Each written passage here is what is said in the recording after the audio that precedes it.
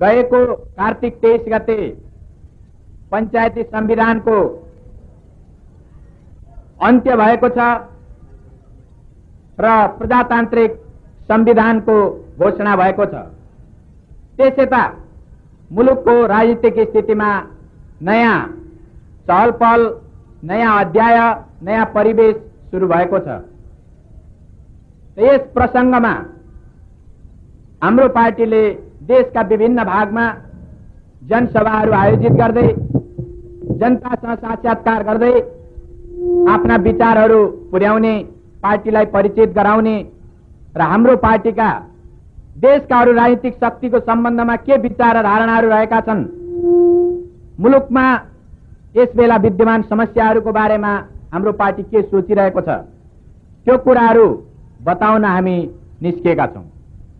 त यहाँ पूर्ववक्ता कमरेडहरूले हाम्रो पार्टीका धारणाका विभिन्न पक्षहरूमा यथासम्भव विस्तारको साथ नै प्रकाश पार्नु भएको छ।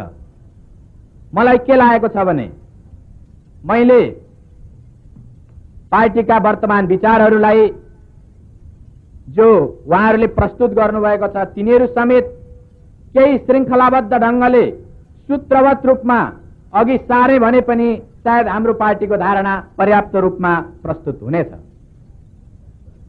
यस प्रसंगमा मलाई के लागेको छ भने यो मोरङ सुनसरी जिल्ला, मलाई लाग्छ जहाँबाट यहाँहरू उपस्थित हुनुभएको छ, यो जिल्ला वा यो क्षेत्र नै मैले विगतमा भूमिगत भएर काम गर्दाको ज्यादा लामो समयको कर्मभूमि हो। यस खातिर यहाँ उपस्थित हुनुभएका आदरणीय जनसमुदायहरू मलाई सिंगै हाम्रो पार्टीलाई जस्तै म पनि यहाँहरूको सुरक्षा, यहाँहरूको सहयोगमा यस क्षेत्रमा कार्यरत रहे र त्यसबेला हाम्रो पार्टीले आफ्ना विचारहरूलाई कसरी अघि सारिरहेको थियो त्यसबारेमा यहाँहरू वाकिफ हुनुहुन्छ।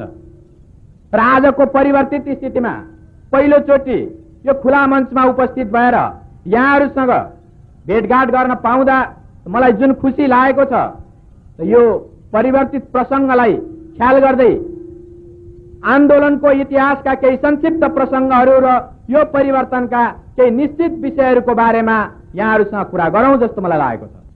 यहाँहरूलाई थाहा छ कि नेपाल कम्युनिस्ट पार्टी मार्क्सवादी लेनिनवादीले यो मुलुकमा यदि प्रजातन्त्र ल्याउने हो भने र यो देशको राष्ट्रिय अस्मितालाई जोगाउने हो भने, जनताको जीविकालाई, घाँस बाँस र कपासको समस्यालाई ठीक ढंगले हल गर्ने हो भने त्यसको निम्ति सर्वप्रथम निरंकुश राजतन्त्रलाई अन्त्य गर्नुपर्छ। निर्दलीय पञ्चायती व्यवस्थाको नाममा सञ्चालित भएको निरंकुश राजतन्त्र, शाहवंशीय राजतन्त्र, यसले नै जनता राष्ट्रलाई बर्बाद पारेको छ भन्ने हाम्रो पार्टीको धारणा थियो। म यो कुरालाई यस कारणले सम्झिरहेको छु कि जुनसुकै बेला यदि संघर्षको आवश्यकता देखिन्छ भने, मुलुकमा संघर्ष जरुरी छ भनेर भनिन्छ भने त्यसबेला अनिवार्य रूपमा शत्रु को हो भन्ने प्रश्न आउँछ। शत्रु को हो भन्ने कुरा ख्याल नगरिकन त्यत्तिकै संघर्ष गर्छु भनेर कसैले भन्छ भने त्यो दिमाग बिग्रेको मान्छे जस्तो हुनेछ। जसलाई देखे पनि पाखुरा सुर्किने, जसलाई देखे पनि आँखा रातो पार्ने खालको जस्तो कुरा हुनेछ। क्रान्तिकारिता त्यो होइन। क्रान्तिकारिता शत्रु र मित्रलाई ठीक ढंगले छुट्याउनु हो र हामीले शत्रु निरंकुश राजतन्त्रलाई, दरबारलाई र त्यसद्वारा संरक्षित निरंकुशतावादी तत्त्वहरूलाई यो मुलुक र यहाँका जनताका शत्रु हुन् भनेर घोषित गरेका थियौं। हाम्रो त्यो विश्लेषण, नेकपा मालेको त्यो विश्लेषण सही रहेछ कि गलत रहेछ, आज हर कुनै सचेत नेपालीले विश्लेषण गर्न सक्छ। मैले यहाँहरूलाई यो मात्रै अनुरोध गर्न खोजेको हुँ कि इतिहासमा विगतमा घटेका घटनाहरूलाई विश्लेषण गर्दै कुन पार्टीले अघि सारेका विश्लेषणहरू ज्यादा यथार्थसंगत रहेछन् र कुन पार्टीले अघि सारेका कुराहरू त्यस्तो रहेनछन्, त्यो कुरा यहाँहरूले विश्लेषण गर्नुपर्छ। अर्थात् जब जनता न्यायाधीश हुन्छन्, जब जनताले न्यायाधीश हुने अधिकार प्राप्त गर्छन्, त्यसपछि जनताले पनि स्वाभाविक रूपले बडो उत्तरदायित्वको भावना साथ त्यो अधिकारको प्रयोग गर्नुपर्छ। यसो भएको हुनाले हामीले निरंकुश राजतन्त्रको अन्त्य गर्दै मुलुकमा प्रजातन्त्र, राष्ट्रिय स्वतन्त्रता र जनताको समृद्धि ल्याउनुपर्छ भन्दै आफ्ना विचारहरू अघि सार्यौं यही विचार अघि सारेको हुनाले नै हाम्रो पार्टीले भूमिगत रहेर काम गर्नु पर्यो। यहाँहरूलाई बिल्कुल राम्ररी थाहा भएको हुनुपर्छ कि नेपाल कम्युनिस्ट पार्टी मार्क्सवादी लेनिवादीले मृत्युको डर राखेर लुकेको थिएन, मर्न डर मानेर भूमिगत भएको थिएन। हामी डरको कारणले लुकेका होइनौँ। तर यहाँ राजनीति गर्ने नै स्वतन्त्रता थिएन। राजनीति गर्ने स्वतन्त्रता नभएको र केवल पञ्चायती राजनीतिको एकाधिकारवाद कायम राखिएको हुनाले त्यो पञ्चायती एकाधिकारवादलाई तोड्नको निम्ति जनताको बीचमा गएर भूमिगत ढङ्गले काम गर्ने एउटा अनिवार्य आवश्यकता बन्यो।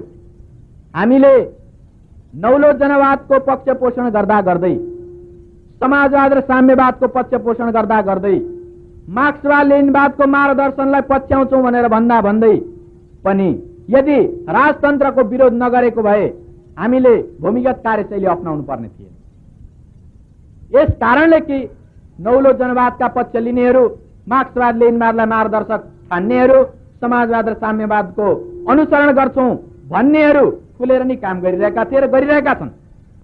के कारण हो कि नेकपा माले भूमिगत हुनु पर्यो। नेकपा मालेसँग परोक्ष रूपमा संगत गरेको छ कि भन्ने आभास मात्रै पाउँदा पनि ससाना अनेरा सेवीमा लागेका विद्यार्थीहरूले वर्षौं वर्षसम्म कठोर यातनाका साथ जेल पनि बिताउनु पर्यो, जेल पनि भोग्नु पर्यो। के कारण हो? त्यो अरू केही कारण होइन। हामीले मुख्य शत्रुलाई ठिक ढङ्गले ठम्ब्याएका थियौं र त्यो मुख्य शत्रु भनेको वास्तवमा निरङ्कुश राजतन्त्र थियो। तर त्यसबेला एकातिर प्रजातन्त्रको कुरा गर्ने, जनवाद र समाजवाद साम्यवादको कुरा गर्ने, तर मुख्य शत्रुको सामु साष्टाङ्ग दण्डवत गरेर अदब जाहेर गर्ने यस्ता खालका राजनीतिक पार्टीहरू पनि थिए जो अहिले पनि छन्। यसो भएको हुनाले यो प्रसङ्गलाई ख्याल गर्दै म राजतन्त्रको बारेमा हाम्रो पार्टीका यस बेलाका धारणाहरू, राजनीतिक पार्टीहरूसँग सम्बन्धित सवालहरू, संविधानको बारेमा हाम्रा पार्टीका विचारहरू र अगाडि योभन्दा निकट भविष्यमा हाम्रो पार्टीले अपनाउने कार्यनीतिका सवालहरूको बारेमा यहाँहरू समक्ष केही कुराहरू राख्न चाहन्छु।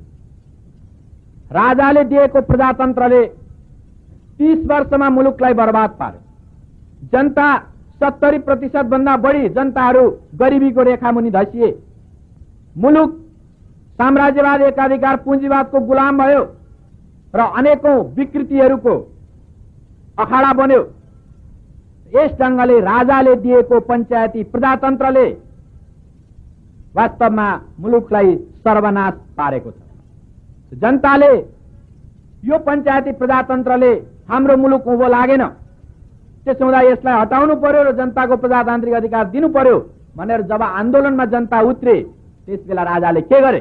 राजाले बन्दुक प्रयोग गर, बुट प्रयोग गर, हत्या गर यो पञ्चायती प्रजातन्त्रलाई अथवा पञ्चायतलाई, जनमत संग्रहद्वारा विजयी भएको पञ्चायतलाई जसले स्वीकार गर्दैनन् त्यसलाई बिल्कुल निमिट्यान्न पार भनेर राजाले आदेश दिए। राजाले आदेश दिए भनेर मैले यस ढङ्गले भनिरहँदा, यस्तो दावाको रूपमा भनिरहँदा यहाँहरूलाई आशंका लाग्न सक्छ। म 2046 साल फागुन 5 गते मरिचमान नवराजहरूले पोखरामा गएर राजाबाट प्राप्त गरेको आदेशको सम्झना गरेर यो कुरा भनिरहेको छु। उनीहरूले त्यहाँ आदेश प्राप्त गरेको हुनाले उनीहरूले फागुन 7 गते चितवनमा गोली चलाएका हुन्, फागुन 8 गते भक्तपुरमा गोली चलाएका हुन्, 9 गते धनुषामा गोली चलाएका हुन् र उनीहरूले जनतालाई गोली प्रयोग गरेपछि, बुट र बन्दुक प्रयोग गरेपछि वास्तवमा आतंकित भएर नेपालीहरू फेरि सङ्घर्षमा उठ्ने छैनन् भन्ने यस्तो खालको कामना, यस्तो खालको कल्पना गरेका थिए। तर त्यो सम्भव भएन। त्यसले वास्तवमा पञ्चायती शासकहरू र खुद दरबारियाहरू अन्तर्राष्ट्रिय जनमतको अगाडि पनि नाङ्गो हुनु पर्यो।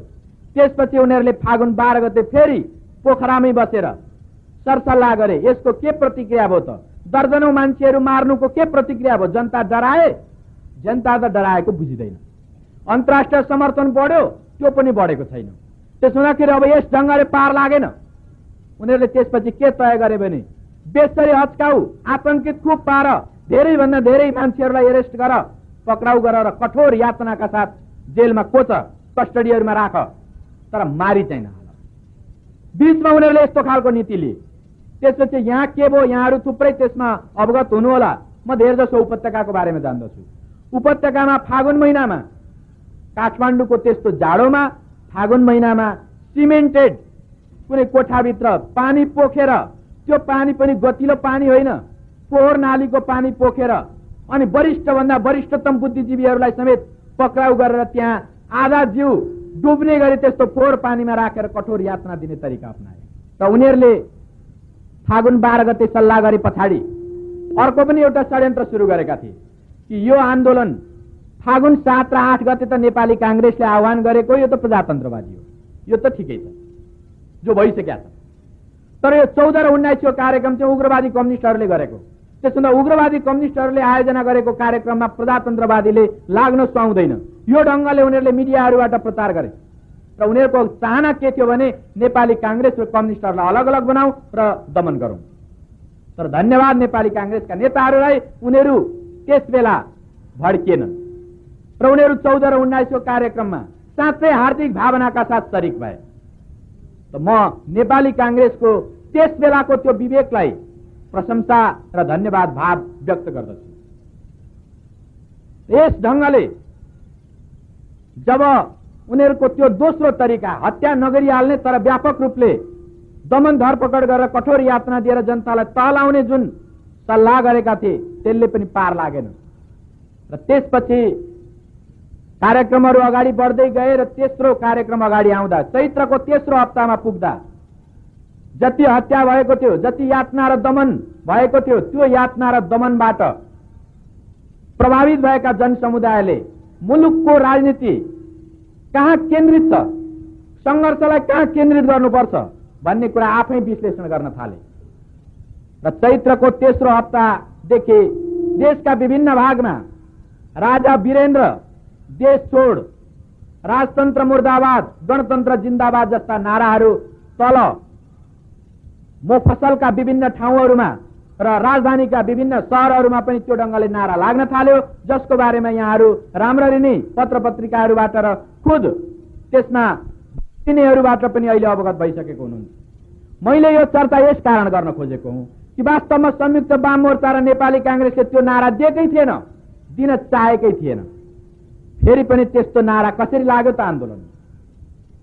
त्यो भनिरहनु पर्ने जरुरी छैन कि हाम्रो पार्टी नेपाल कम्युनिस्ट पार्टी मार्क्सवादी लेनिनवादीले मुख्य शत्रु दरबार हो, मुख्य शत्रु राजतन्त्र हो भन्ने कुरा घोषित रूपमा आम जनसमुदायको बीचमा उसले आफ्ना प्रचारहरूलाई गर्दै आएको थियो। र यो आन्दोलनमा पनि संघर्षलाई सकेसम्म बढी त्यहाँ केन्द्रित गर्ने कुरामा उसले प्रयत्न गर्दै आएको थियो। तर वाम मोर्चाका बाँकी घटकहरू मध्ये पनि धेरै त्यसको निम्ति तयार थिएनन्।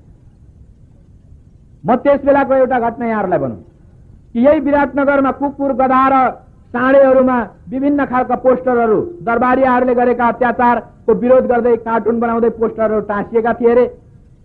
र अनि त्यस बेला त्यो पोस्टर राजाको, रानीको वा भाइ भारदारहरूको बारेमा लेखिएका पोस्टरहरू लिएर जब यहाँ कुकुरहरू यताउता कुद्न थाले त्यस बेला पुलिसहरू त्यो कुकुरको पछाडि दौडिन हैरान छन् अरे भन्ने हामीले राजधानीमा सुन्यौँ।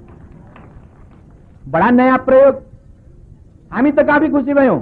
र मैले धेरै ठाउँमा भने विराटनगरका आन्दोलनकारीहरूले जुन प्रयोग गरे यहाँहरू यता पनि त गरेर देखाउनुहोस्, मैले केही ठाउँमा भने पनि। मैले अहिले यहाँ उल्लेख गर्न खोजेको घटनाको तात्पर्य के हो भने संयुक्त वाम मोर्चा र नेपाली कांग्रेसको बैठक भएको बेला नेपाल कम्युनिस्ट पार्टीको एउटा समूहको महासचिवले त्यो वार्तामा के भने, उनले के भने यो देशको आस्थाका केन्द्र, हृदयका सम्राट, महापुरुष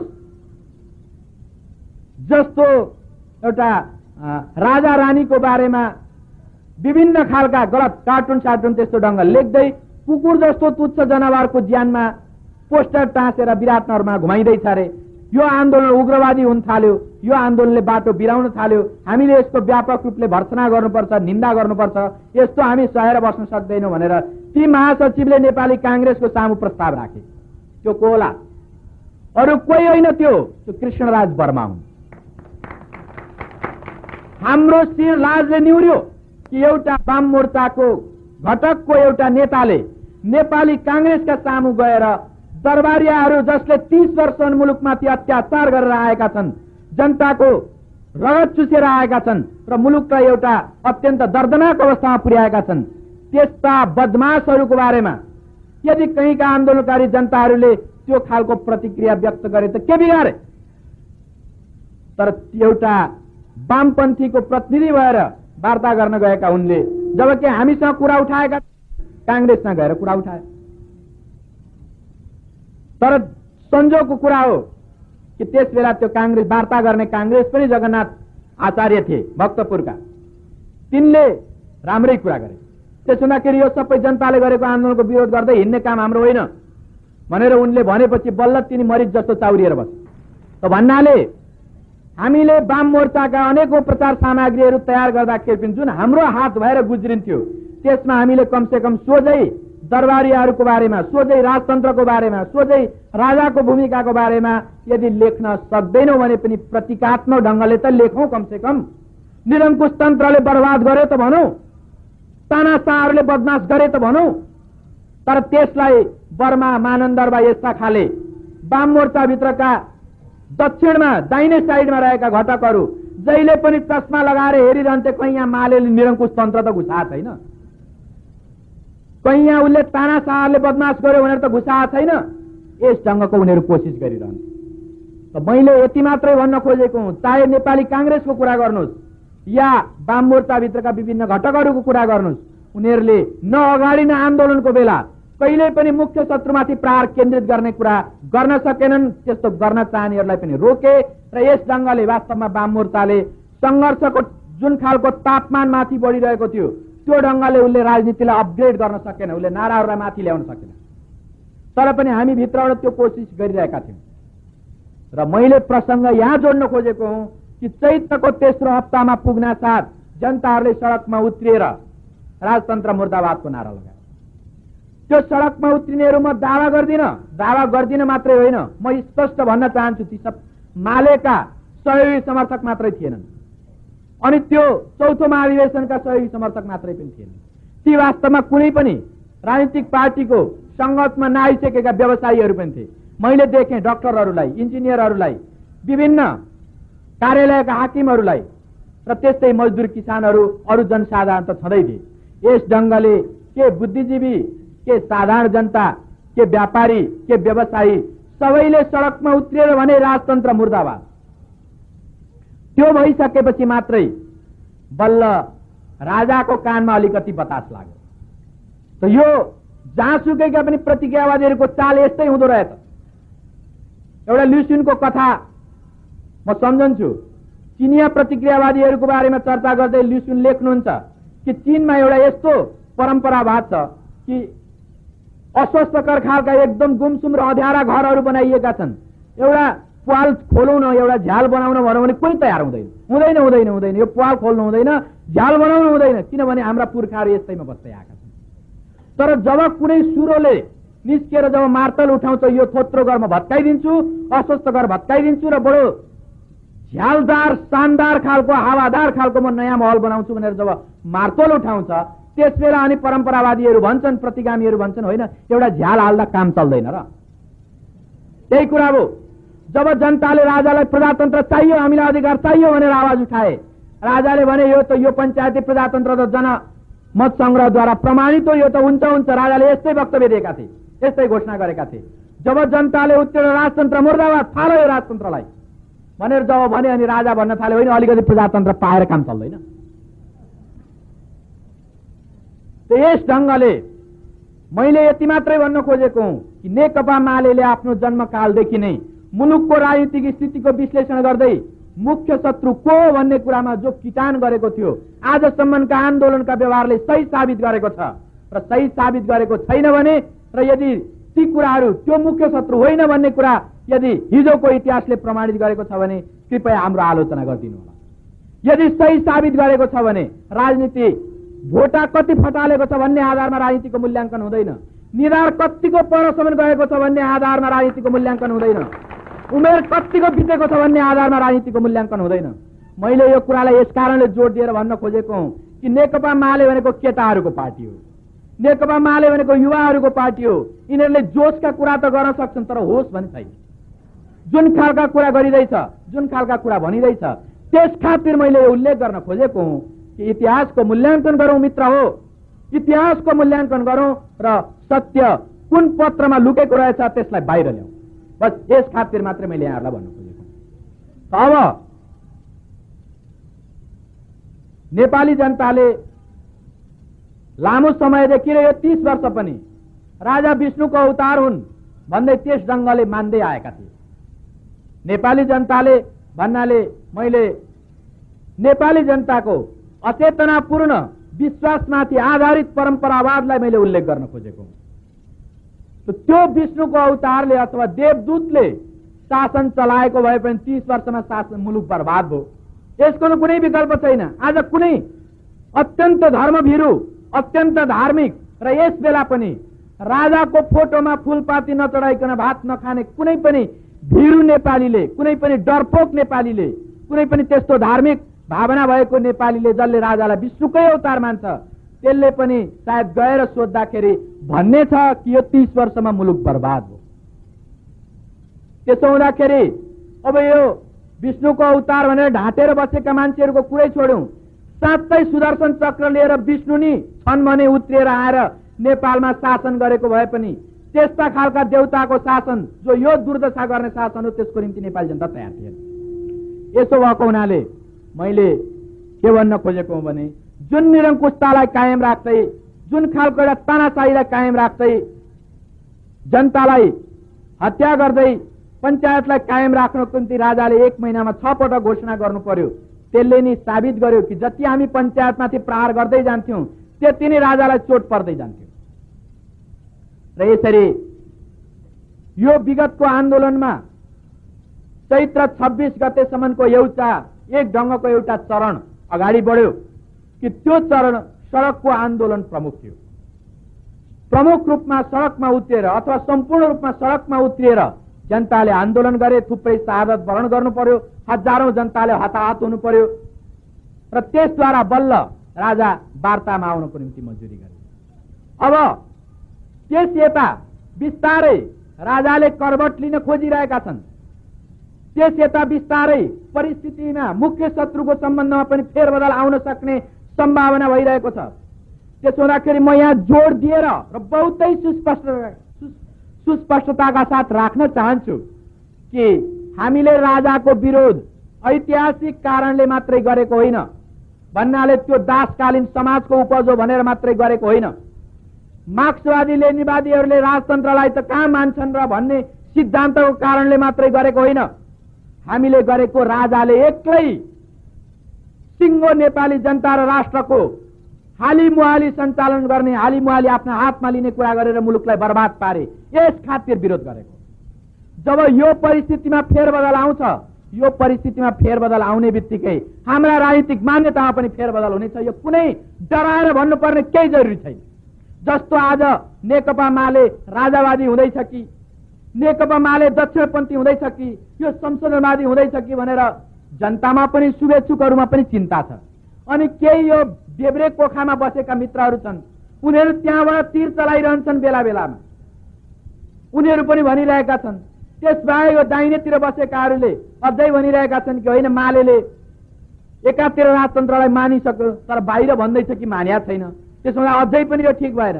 यसरी चारैतिरबाट मालेमाथि राजतन्त्रकै सवाललाई लिएर प्रश्नहरू उठिरहेका छन्।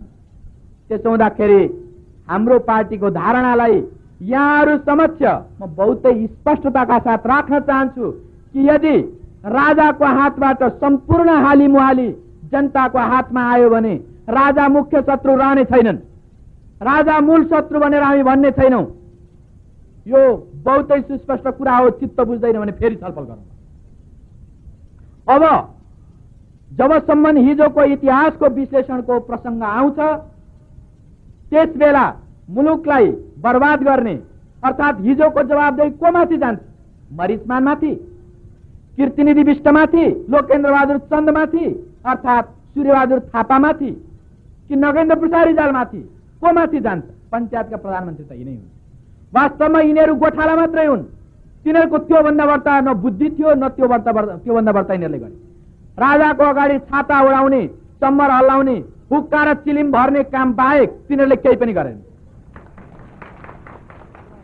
अब्जस पनि त्यसले पो पाउनुपर्छ प्रमुख रूपमा, जो वास्तवमा अब्जसिया हो, जो वास्तवमा विरोधी पनि ताकतवर विरोधी छ भने त्यो ताकतवर विरोधीसँग लड्न पनि मजा आउँछ। त यी स्यालहरूसँग हामीलाई कुनै त्यस्तो मतलब छैन। मूल कुरा राजा हो। त्यसो हुँदाखेरि हिजोको 30 वर्षमा यो मुलुक जति बर्बाद भएको छ, जति जनताले आफ्नो ज्यानको आहुति दिनु परेको छ, जे जति मुलुकको दुनियाँमा बदनाम भएको छ, त्यो सम्पूर्ण बदनामीको, त्यो सम्पूर्ण हत्याको, त्यो सम्पूर्ण प्रतिगामी कुराहरूको जवाबदेही अन्तिम रूपमा राजामाथि जान्छ, दरबारमाथि जान्छ, राजतन्त्रमाथि जान्छ। यो कुरामा कसैले पनि इतिहासलाई यताउता गर्न सक्दैन। कसैले गर्न खोज्छ भने त्यो त्यसको दलाल हो। र अब यदि परिस्थिति बदलियो तर पनि तपाईँ पुरानै कुरा गर्दै हुनुहुन्छ। भदौमा आँखा फुटेको ढिङ्गो सधैँभरि हरियो देख्छ। यो कुनै सिद्धान्तको रक्सी पिएर मातेर गल्लीमा लड्ने काम नेकपा मालेको होइन।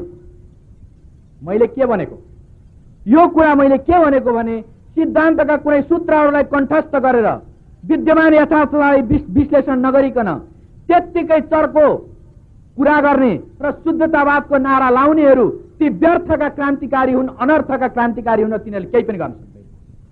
त्यसो भएको हुनाले यदि राजा साँच्चै नै अहिले जनताले दिएको कुर्सीमा समेटिएर बस्छन् भने राजा र राजतन्त्रको जीवन अलिकति परसम्म जान सक्छ। तर त्यस्तो गर्दैनन्। उनी त्यहाँ बसिसकेपछि, जस्तो अस्ति यहाँहरूले यहाँ निश्चय पनि धेरै पत्रपत्रिकाहरू पक्कै पनि हेर्नुहुन्छ, विराटनगर जस्तो ठाउँ हो, त्यो समीक्षाको त्यो मेरो देश मेरो संसार हेरेको हुनुपर्छ। र त्यसमा मदनमणि दीक्षितले राजाको दर्शन पाएछन्, त्यो पनि अहिले। अब राजालाई जनताले नै तह लगाइसकेर हर कसैलाई तपाईँ हजुर भन्ने स्थितिमा राजा पुगेका छन्। स्वाभाविक रूपले मदनमणिलाई पनि राजाले तपाईँ भने। मदनमणिले के अनुभव लेखेका छन्? उनी के भन्छन् भने महापुरुष प्रभु, हजुर जस्तो महापुरुषको, सरकार जस्तो महापुरुषको मुखार बिन्दबाट म जस्तो तुच्छ प्राणीलाई तपाईँ भनेको कुरा यो कुमले कहाँ थान्न सक्छ र? अब यस्ता दास पनि छन् यो मुलुकमा विद्वानको नाममा। त यसो भएको हुनाले अनि उनले त्यहाँ के सल्लाह दिन्छन्? मदनमणिजी के सल्लाह दिन्छन् भने अहिले हत्तपत्त संविधानको घोषणा गर्नु हुँदैन। किन गर्नु हुँदैन? जनता अहिले तातेका छन्, तर सधैँभरि मान्छे कहाँ तातिरहन्छ र? जनता सेलाउँछन्, सेलाइसकेपछि आफ्नै संविधान दिनुपर्छ। त्यो सल्लाह दिएको छ त्यहाँ मदनमणि दीक्षित। भन्दाखेरि कहीँ त्यस्ताहरूको सल्लाह पाएर राजाले फेरि अहिले समेटिएको कुर्सीबाट खुट्टा फैलाउन थाले अनि जनताका अधिकारमा हात हाल्न थाले भने त्यसपछि यो मुलुकमा एकछिन पनि राजा रहँदैन। यसमा पनि कुनै शङ्का छैन। त्यसो हुँदाखेरि म जुन दृढताका साथ र जुन आत्मविश्वासका साथ यदि राजाले जनताले दिएको खानकी खाएर जनताले दिएको पिरामा समेटिएर बस्नको निम्ति मन्जुर गरे भने अलिकति बढ्ता खर्च भए पनि कोही आपत्ति छैन, हामी राजालाई केही परसम्म पाल्न सक्छौँ। तर त्यस्तो होइन। अब औँलो दिँदा डुडुलो निले चाहिँ गरेर बस्न पाएँ भने चाहिँ सुत्न पाऊँ, सुत्न पाएँ भनेपछि त्यसपछि हिँड्न तमाम मोजमजा गर्न पाऊँ भनेर राजा उठ्यो भने त्यसपछि अरू थुप्रै तानाशाहहरूको अन्तका जनताले जुन दुर्गति गरेका छन् यो तानाशाहको पनि नेपाली जनताले त्यही दुर्गति गर्छ। यसमा पनि कुनै धर्मराज छैन। यसो भएको हुनाले मैले राजा र राजतन्त्रको बारेमा नेकपा मालेको धारणा राखिरहेको बेला हामी यथार्थवादी भएर विश्लेषण गर्न चाहन्छौँ। हिजो राजतन्त्र मुख्य शत्रु भनेर जाँदाखेरि हामीले छातीमा गोली थापेर पनि त्यो सच्चाइलाई बोलिरहेका थियौँ। आज यदि स्थिति बदलियो भने, परिस्थिति फेरियो भने राजा मुख्य शत्रु रहने छैन भन्ने कुरा हामी गरिरहेका छौँ। यो एउटा सम्भावनाको कुरा हो, तर त्यो सम्भावनाको कुरालाई पनि हामी प्रश्न गरिरहेका छौँ। यस बेला क्रान्तिकारिताको कोणबाट तीरहरू चल्दैछन्। छाती खुल्ला छ मित्र, हान तिमीहरूका तीरहरू कति हान्छौ। तर त्यो एउटा कुनै सिद्धान्त जडसूत्रको नाममा कुनै एउटा किताब पढेर अनि त्यो किताबको रक्सी, जो अघि मैले सिद्धान्तको रक्सी भनेको थिएँ, त्यो पिएर कुनै कुनामा लडिरहन्छौ भने तिमी लडिरहौ, त्यसले दुनियाँलाई केही पनि असर गर्ने छैन। त्यसो भएको हुनाले राजतन्त्रको सम्बन्धमा हामी यो हेरिरहेका छौँ कि राजा साँच्चै नै संवैधानिक राजा भएर बस्न मन्जुर गरेका हुन् कि होइनन्, कि यो उनको ट्याक्टिस हो। म त केवल एउटा हाम्रो पार्टीको जुन विश्लेषण हो, जुन विश्वास हो, त्यो कुरालाई मात्रै राखिरहेको छु। अब यदि के अहिले नै यो संविधानको घोषणा हुने बित्तिकैदेखि स्थिति त्यस्तो आइसक्यो त? आइसकेका छैन। अहिले यो संविधान आउनाले केवल संविधानमा जसरी राजा नै सम्पूर्ण शक्तिका स्रोत हुन्, राजा नै सार्वभौम सत्ताका मालिक हुन्, राजा नै सर्वशक्तिमान हुन् भन्ने जुन कुरा गरिएको थियो, जुन ढङ्गको उल्लेख भएको थियो, त्यो कुरालाई मात्रै हटाइएको छ। र अब जनताहरू कागजमा, संविधानमा मालिक सर्वशक्तिमान हुने कुरा राजनीतिक रूपले उल्लेख भएको छ।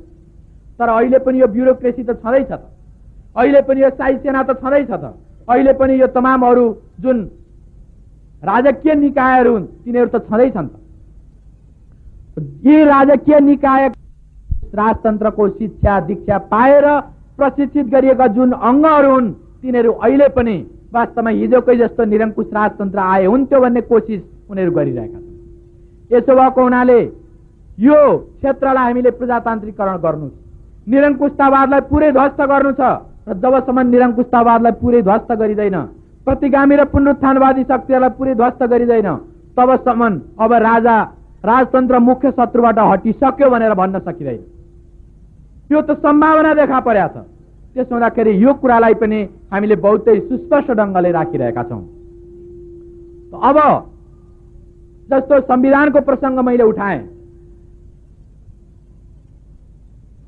चैत्र 26 गतेसम्म सडकको सङ्घर्ष प्रमुख थियो, जहाँ हामीले बलिदान पनि दिनु पर्यो। त्यसदेखि यता टेबुलको सङ्घर्ष र सडकको सङ्घर्ष दुईटै सँगसँगै चले वैशाख 6 गतेसम्म। वैशाख 6 गते अन्तरिम मन्त्रीमण्डल बनिसकेपछि त्यस यता धेर जसो टेबुलको सङ्घर्ष चलिरहेको छ। र त्यो टेबुलको सङ्घर्ष संविधान निर्माण गर्ने सवालमा केन्द्रित भएर चलेको थियो। त्यसको बारेमा यहाँहरू काफी जानकार हुनुहुन्छ कि त्यसभित्र अनेकौं षड्यन्त्रहरू, अनेकौं तिक्रमबाजीहरू, अनेकौं दाउपेचहरू भए। ती दाउपेचहरूलाई विभिन्न ढङ्गले परास्त गर्दै अस्ति कार्तिक 23 गते एउटा संविधानको घोषणा भएको छ। यहाँ केही चिटहरू आएका छन्, यहाँ केही प्रश्नहरू आएका छन् र अरू ठाउँमा पनि सभामा जाने क्रममा जनसमुदायको बीचबाट प्रश्नहरू आएका छन्। होइन तपाईँहरूले यो कुरा उठाउनुभयो, त्यो पनि छोड्नुभयो, त्यो कुरा उठाउनुभयो, ऊ पनि छोड्नुभयो, यो त हार भएन र? राजनीति यस्तै हुन्छ मित्र। राजनीति यस्तै हुन्छ भनेको के? राजनीतिमा बहुविचार र बहुविचारको प्रणाली हुनुपर्छ भन्ने कुरा भइसकेपछि त्यहाँ अनेक पक्षहरू, अनेक विपक्षीहरूले एक ठाउँमा बसेर कुनै कुराको तय गर्नुपर्छ। अनि त्यस बेला मेरो गोरुको 12 टक्का म भने छोड्दिनँ भनेर भन्ने हो भने वास्तवमा त्यो टेबुलको सङ्घर्ष अलिकति पनि अघि बढ्दैन। त्यसपछि केवल सडकको सङ्घर्ष मात्रै बाँकी रहन्छ। अनि हाम्रा केही यो वाम मित्रहरू, मसाल सरवाला श्रमिक सङ्गठन आदि राष्ट्रिय जनआन्दोलनवालाहरू, उनीहरू यस मानेमा हामीमाथि खनिएका छन् कि सम्झौतामा गए, टेबुलमा गए। अनि यहाँहरू के गर्दै हुनुहुन्छ त सडकमा रमिता? किन रमिता हेरेर बसेको? तपाईँहरू किन अघि बढ्नुहुन्न? छैन त ताकत। जब ताकत छैन भने के फुर्ती? स्वाभाविक रूपले जुन बेला हामी बहुदलीय व्यवस्थाको स्थापनाको निम्ति, निर्दलीय पञ्चायती व्यवस्थाको अन्त्यको निम्ति आन्दोलन गरिरहेका थियौँ, त्यस बेला उहाँहरू भन्दै हुनुहुन्थ्यो यो बहुदल त साम्राज्यवादी बहुदल हो, यो त विस्तारवादी बहुदल हो। अनि उहाँहरू परोक्ष रूपमा त्यो कथित राष्ट्रवादी निर्दललाई समर्थन गर्दै हुनुहुन्थ्यो, परोक्ष रूपमा। सायद चाहना त्यस्तो थिएन होला, तर उहाँहरूको काम क्रियाकलापले त्यो गरिरहेको थियो। वाम मोर्चाको एक्लै पनि आफ्ना अडानमा उभिरहनको निम्ति अप्ठ्यारो पर्ने स्थिति भयो। यी जम्मै यस्ता खालका बडो भारी भरकम र अप्ठ्यारा हुने साथीहरूलाई छोडेर अघि बढाउँ न त। जनताको मनस्थिति तत्काल तयार छैन। जनताबाट के आउँछ? त्यो बर्मा र नेकपा माले एउटै होस्, किन दुईटा पार्टी भएको? तुलसीलाल र माले एउटै होस्, किन दुईटा कम्युनिस्ट पार्टी भएको? जनतामा यो छ। जनतामा यस्तो हुनु पनि बेमुनासिब होइन। 30 वर्ष फुटाएर नि तानाशाहहरूले शासन गरे, मिलेको हुनाले यसपल्ट पञ्चायत ढल्यो। त्यसो हुँदाखेरि जनता अरू राजनीतिक विश्लेषण होइन, पार्टीहरू एकजुट हुन् भन्ने चाहन्छन्। यो पनि एउटा सङ्कट। जनताको मनोविज्ञानलाई व्यवस्था गरेर एक्लै अगाडि बढौँ, जनताको साथ नहुने भने कुनै पनि महापुरुषले केही पनि गर्न सक्दैन। त यसो भएको हुनाले स्वाभाविक रूपले दुई पक्षले संविधानमा हेरफेर गर्ने कुरा भइसकेपछि हामीले पनि यदि हेरफेर गर्न पोको खोल्छौँ भने हामी 27वटा कुरा हुल्छौँ। हामी त्यो ढङ्गले आयौँ र अब पछि स्वाभाविक रूपले नेपाली काङ्ग्रेसले जुन धाक लगाएको थियो कि संविधानमा यो फेर्नुपर्छ त्यो फेर्नुपर्छ भन्ने, त्यसको दाल गलेन। त्यसले राम्रो कुरा एउटा पनि गर्न सकेन र उसले चाहेको कुरा गर्न सकेन, बरु अलिकति फोहोरहरू थप्ने काम गर्यो। र यस ढङ्गले उसले सायद 1 हप्ता पनि त्यो जितको मजा उठाउन पाएको थिएन। नेकपा मालेलाई जिते भनेर एकचोटि पनि उसले हिप्पी हुर्रे गर्न पाएको थिएन। दरबारबाट यत्रो प्रतिगामी मुस्लो आयो त्यहाँभित्र। त्यसपछि कहाँ जुठे कि आमा, कता गए शरमान्यजी, कहाँ गए महामन्त्रीजी, त्यस बेला न पेपरमा थाहा पाइयो न सडकमा थाहा पाइयो। यस ढङ्गले नेपाली कांग्रेसले, जस्तो यहाँले देख्नुभयो होला, एउटा कुन पेपर, साप्ताहिक पेपरमा वाम मोर्चाको एउटा लास जस्तो तल ढालेर 4 तारे झण्डा बोकेको एउटा मुष्टण्ड वाम मोर्चा छातीमा चढ्या रहेछ कि जस्ता तस्तै संविधानले भनेर भन्ने वाम मोर्चा अब ढल्यो। अब त्यसमाथि हेरफेर गर्नुपर्छ भने नेपाली कांग्रेसले 4 तारे झण्डा फहराइराखेको। तर त्यो 1 हप्ता होइन, 2 दिन पनि बित्न पाएन। कार्तिक 5 गते त एउटा प्रतिगामी संविधान आइहाल्यो बाहिर। त्यसपछि सिटिरपिटिर गुम्बो कांग्रेसीहरूको। अनि फेरि हामीहरूले नि भन्यौं कि यो मन्त्रीमण्डलले जे जति हेरफेर गर्यो अथवा जे जस्तो उसले गर्दैछ त्यो कुरालाई जस्ता तस्तै बाहिर ल्याउनु पर्छ है। दरबारले ल्याएको संविधान ल्याउनु हुँदैन। फेरि हामी सडकमा उत्र्यौं। अनि धेरै केही यो छेउमा उभिएर ताली पड्काउनेहरू अथवा छेउमा उभिएर केही औलो देखाउनेहरू, अर्थात् यसो भन्न सकिन्छ कि अगाडि आँगनमा कार्य भइराखेको छ। कार्य भन्नाले विभिन्न पार्टी साटी भनौँ, नयाँ भाषामा पार्टीको कुरा अब, पुरानो उसमा भने कार्य भइरहेको छ। सारा भलादमीहरू त्यहाँ भेला भएर केही गरिरहेका छन्। चाडा कुखुरा मल पछाडिपट्टि मल खाद खोसेर गणेउला खाइराखेका हुन्छन्। त्यस खालका केही त्यो आन्दोलनको अग्रभागमा नलाग्नेहरू, केवल पछाडि गणेउला खोस्रिनेहरूले टीका टिप्पणी गरिरहेछन्। ल मालेले त फेरि यसो भन्यो। हामीले त्यसो भनेर दरबारीहरूको त्यो चाहनालाई विफल पार्यौं र जनताहरू हाम्रो समेत संलग्नता भन्नाले हाम्रो पार्टीले एक्लै पनि उत्रिएर सभाहरू मार्फत भन्यो कि दरबारीय षड्यन्त्र मुर्दाबाद, त्यो प्रतिगामी संविधानलाई माने औपचारिकता दिनु हुँदैन, त्यसलाई वास्ता गरिनु हुँदैन। यदि त्यो आउँछ भने जनताले छोड्नु हुँदैन भनेर हामी उत्र्यौं। र मन्त्रीमण्डलले जुन कुरामा हेरफेर गरिरहेको छ त्यसमा पनि हाम्रा आपत्तिहरू छन्, तर पनि कम्तीमा पनि त्यो त आओस्। हामीले यो जिम्मेदारीको भावनाको साथ त्यो कुराहरूलाई अघि बढायौं। त्यसपछि यहाँहरूले सुन्नुभयो र यहाँहरूमध्ये धेरैले देख्नुभयो होला, काठमाडौँमा साहित्यकारहरूले पनि जुलुस निकाले, कर्मचारीहरूले पनि जुलुस निकाले, प्राध्यापकहरूले पनि जुलुस निकाले, सबैले जुलुस निकाल्दै, राजनीतिक पार्टीहरूले, जनसंगठनहरूले जुलुस निकाल्दै भने कि दरबारीय षड्यन्त्र मुर्दाबाद, जनताको संविधान दे। यस ढङ्गले जनताले नारा लगाए। त्यो प्रयत्नले गर्दा मात्रै बल्ल दरबारीहरूले त्यो संविधान खोज्नु पर्यो।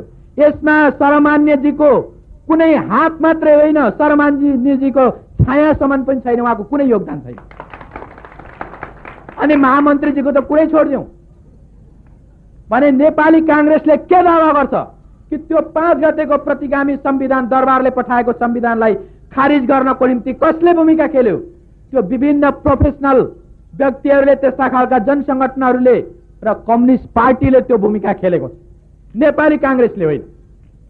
त यसो भएको हुनाले नेपाली कांग्रेसले हिप्पी हुर्रे गर्न पाएन। अब यो संविधान जुन जारी भएको छ, मैले आवश्यक पर्यो भने यो संविधान यहाँहरूलाई पढेर पनि खास ठाउँमा सुनाउनु पर्ला भने किताबै बोकेर आएको छु। राजदरबारमा जाँदाखेरि राजाले दिएको किताबै यही हो।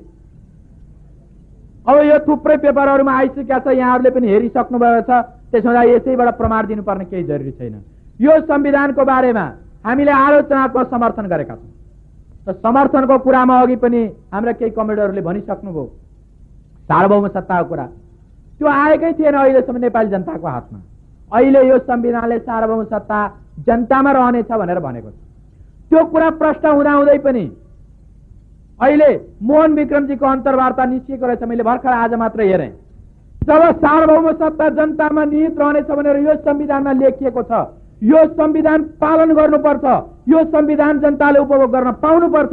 पाँचौं ठाउँमा किन प्रयोग गर्नुहुन्न? अझै पनि जनतालाई गुमराह गर्नको निम्ति कसरी आउँछ त? त्यो सार्वभौम सत्ता भनेको घोडा हो? सार्वभौम सत्ता भनेको कुनै जुत्ता हो या यहाँको कुनै श्रृंगारको साधन हो?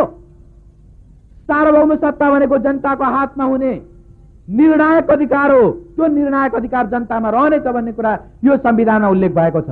यसमा तपाईको के भनाइ छ, के विरोध छ? त्यो कुरा तार्किक रूपले किन आउनुहुन्न? उहाँले भने जस्तै संविधान सभाबाट आएन रे। त्यो कस्तो खालको कुरा हो? म तसँग लाप्पै गरेर यो कुरा लिन्छु, त्यसै दिन्छस् भने लिन्न। त्यो कुन विद्वताको कुरा हो? त्यही चिज लिनु छ यहाँलाई। तर म तँसँग कुस्ती पुरा लडेर तँलाई पछारेर म यो चिज लिन्छु, अब यसै दिइस् भने म लिन्न। यस्तो खालको मूर्खता, यस्तो खालको अफिम चिपन, यस्तो खालको सैद्धान्तिक मादकता तपाईँ नै राख्नुहोस् प्रिय मित्र मोहन विक्रम सिंहजी। हामीलाई नेपाली जनतालाई यसको केही दरकार छैन। यसो भएको हुनाले यो संविधान सभाबाट बनेको भए त ठिक हुन्थ्यो अरे, नभए होइन। हामीले संविधान सभाको सिद्धान्तको विरोध गरे होइन मित्र, हामीले संविधान सभाको त्यस बेला पनि विरोध गरेनौँ। हामीले त के भने अब विलम्ब गर्नु छैन, संविधान चाँडोभन्दा चाँडो बनाउनु छ। पहिला पनि विलम्ब गर्नाले 7 वर्षमा दरबारीहरूले कसरी जनतालाई सेकेन्ड पारे, त्यो बुझेको हुनाले चाँडो संविधान बनाउनु पर्छ भनेर हामीले भन्यौँ। अनि त्यो आयोगद्वारा चाँडो संविधान बन्न हामी यसमा संलग्न भयौँ। अनि त्यसभित्र अब यो यस बेला बन्ने संविधानले कस्तो संविधान बनाउँथ्यो, कस्तो अधिकारलाई सुरक्षित गर्थ्यो, हामीलाई कुनै भ्रम थिएन। राजासँग सम्झौता भइसकेका थियो कि अब राजा संविधानभित्र बाँधिएर बस्ने, जनताको हातमा सबै अधिकार दिने, यो सम्झौता भइसकेका थियो। त्यसो हुँदाखेरि संविधान सभाबाट नि संविधान बनाए पनि त्यो नौलो जनवादी संविधान अहिले बन्ने थिएन। आर्थिक क्षेत्रमा आमूल परिवर्तन भएको संविधान बन्ने थिएन।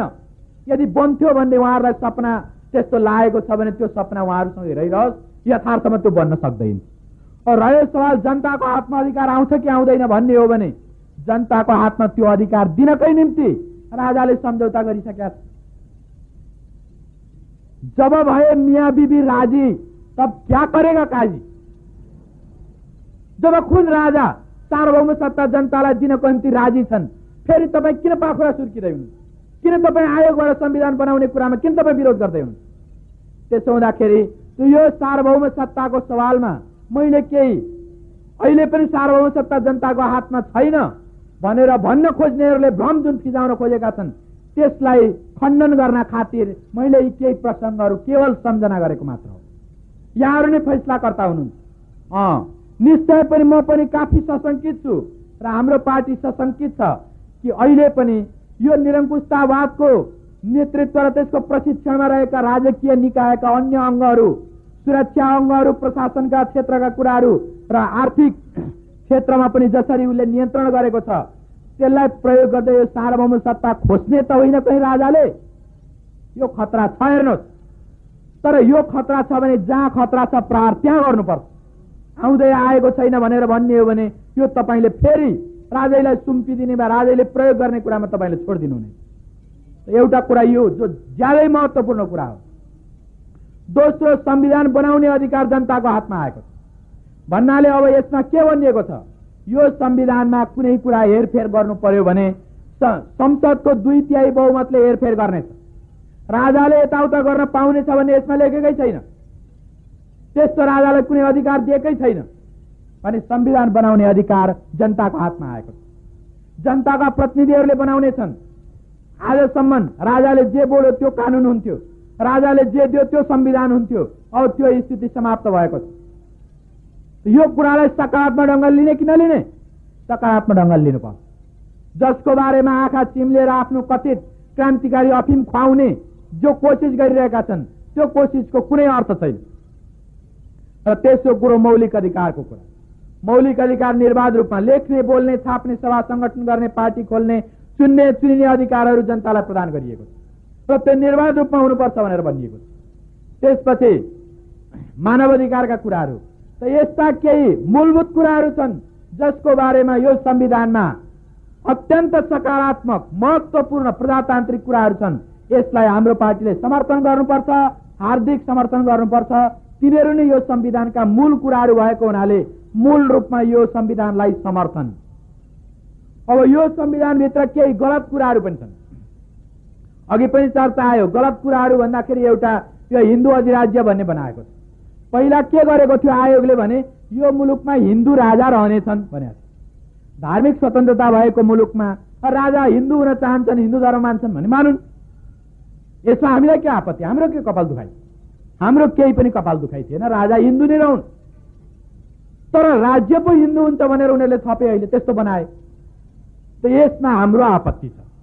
यो मुलुकमा बुद्धिस्टहरू पनि छन्, मुस्लिमहरू पनि छन् र अरू तमाम धर्म मान्नेहरू छन्। र एउटा मात्रै धर्म मान्ने धार्मिक सम्प्रदायको मात्रै यो मुलुक होइन। त्यसो हुनाले राज्य भनेको सम्पूर्ण जनताको, सबै धर्म भाषा जाति सम्प्रदाय मान्ने जनताको साझा कुरा हो। त्यसो हुँदाखेरि त्यो साझा कुराले कुनै एउटालाई मात्रै काखमा र अरूलाई पाखामा पार्नु हुँदैन। यसो भएको हुनाले राज्य तटस्थ हुनुपर्छ, समाजले धार्मिक स्वतन्त्रता पाउनुपर्छ र कुनै एउटा धर्मको पक्ष पोषण राज्यले सरकारले गर्नु हुँदैन। हाम्रो यो मान्यता थियो। त्यो कुरालाई पछि हेरफेर गरिएको छ। यो हेरफेर गरेको कुराको हामी विरोध गर्छौं र यसको जिम्मा कसले लिन्छ? कसले लिनुपर्छ? यसको जिम्मा अरू कोहीले होइन, नेपाली कांग्रेसले लिनुपर्छ र नेपाली कांग्रेसले यसको जवाब दिनुपर्छ। किन? यस कारणले कि दरबारीहरू त त्यो चाहेकै थिए, प्रतिगामीहरूले त त्यो चाहेकै थिए। तर सवाल नेपाली कांग्रेसको हो कि जसले ऐन मौकामा जनतालाई धोखा दिएर वास्तवमा एउटा प्रजातान्त्रिक राज्यको परिभाषा, जसरी धार्मिक स्वतन्त्रता भएको अथवा धर्मनिरपेक्षता भएको जुन परिभाषा हुन्छ, त्यो प्रजातान्त्रिक सिद्धान्तलाई समेत धोखा दिएर नेपाली कांग्रेसले तिनै प्रतिगामीहरूसँग यो सवालमा सम्झौता गर्यो। फलस्वरूप हिन्दू अधिराज्य भन्ने रहन गयो, हाम्रो अल्पमत बन्यो। यसो भएको हुनाले प्रतिगामीहरू त प्रतिगामी नै भइहाले, तिनीहरूको कुरै छोडिदिउँ।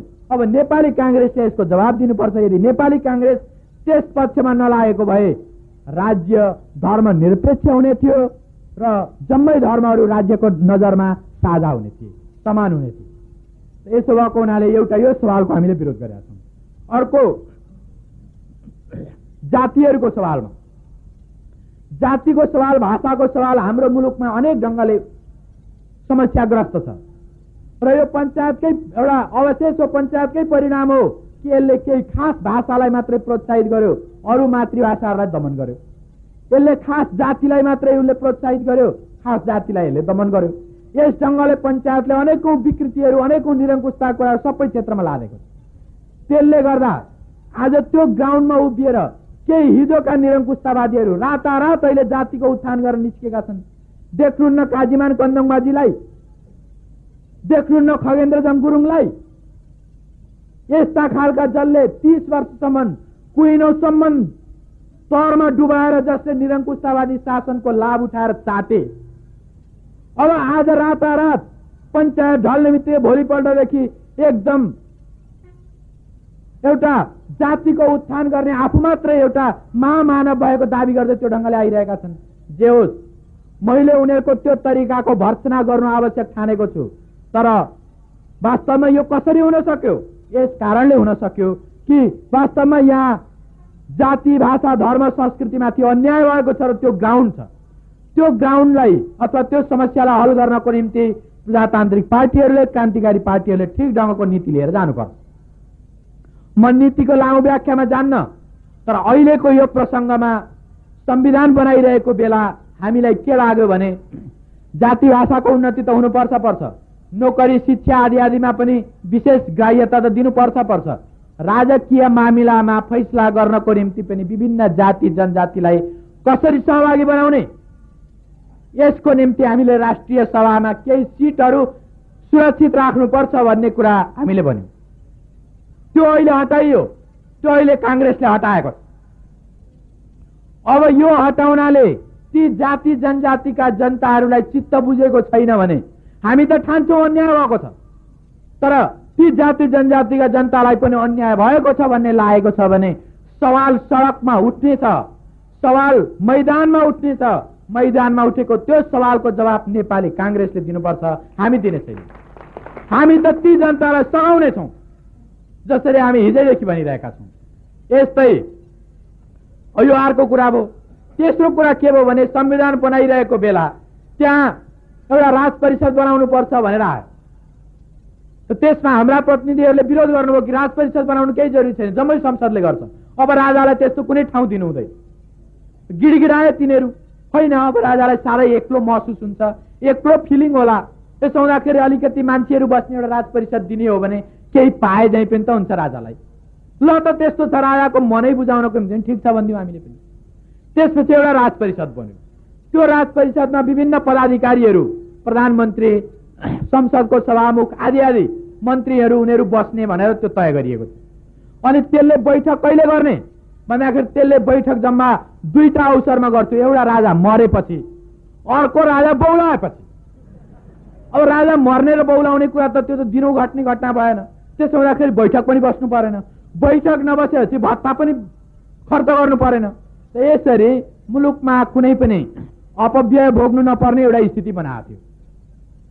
अब अहिले त्यो राज परिषदको संख्या बढाएर अहिले के गरेको छ भने राज परिषदमा राजाले चाहेसम्म मान्छे थप्न पाउने। त हाम्रो आपत्ति के हो भने अधिकार त अहिले पनि बढाएको छैन।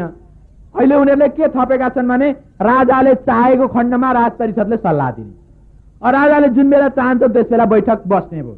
यस हिसाबले राजा मर्दा र बौलाउँदा मात्रै होइन, राजाले चाहेपछि बैठक बस्ने भयो, अलि बढ्ता बैठक भत्ता खर्च हुने भयो।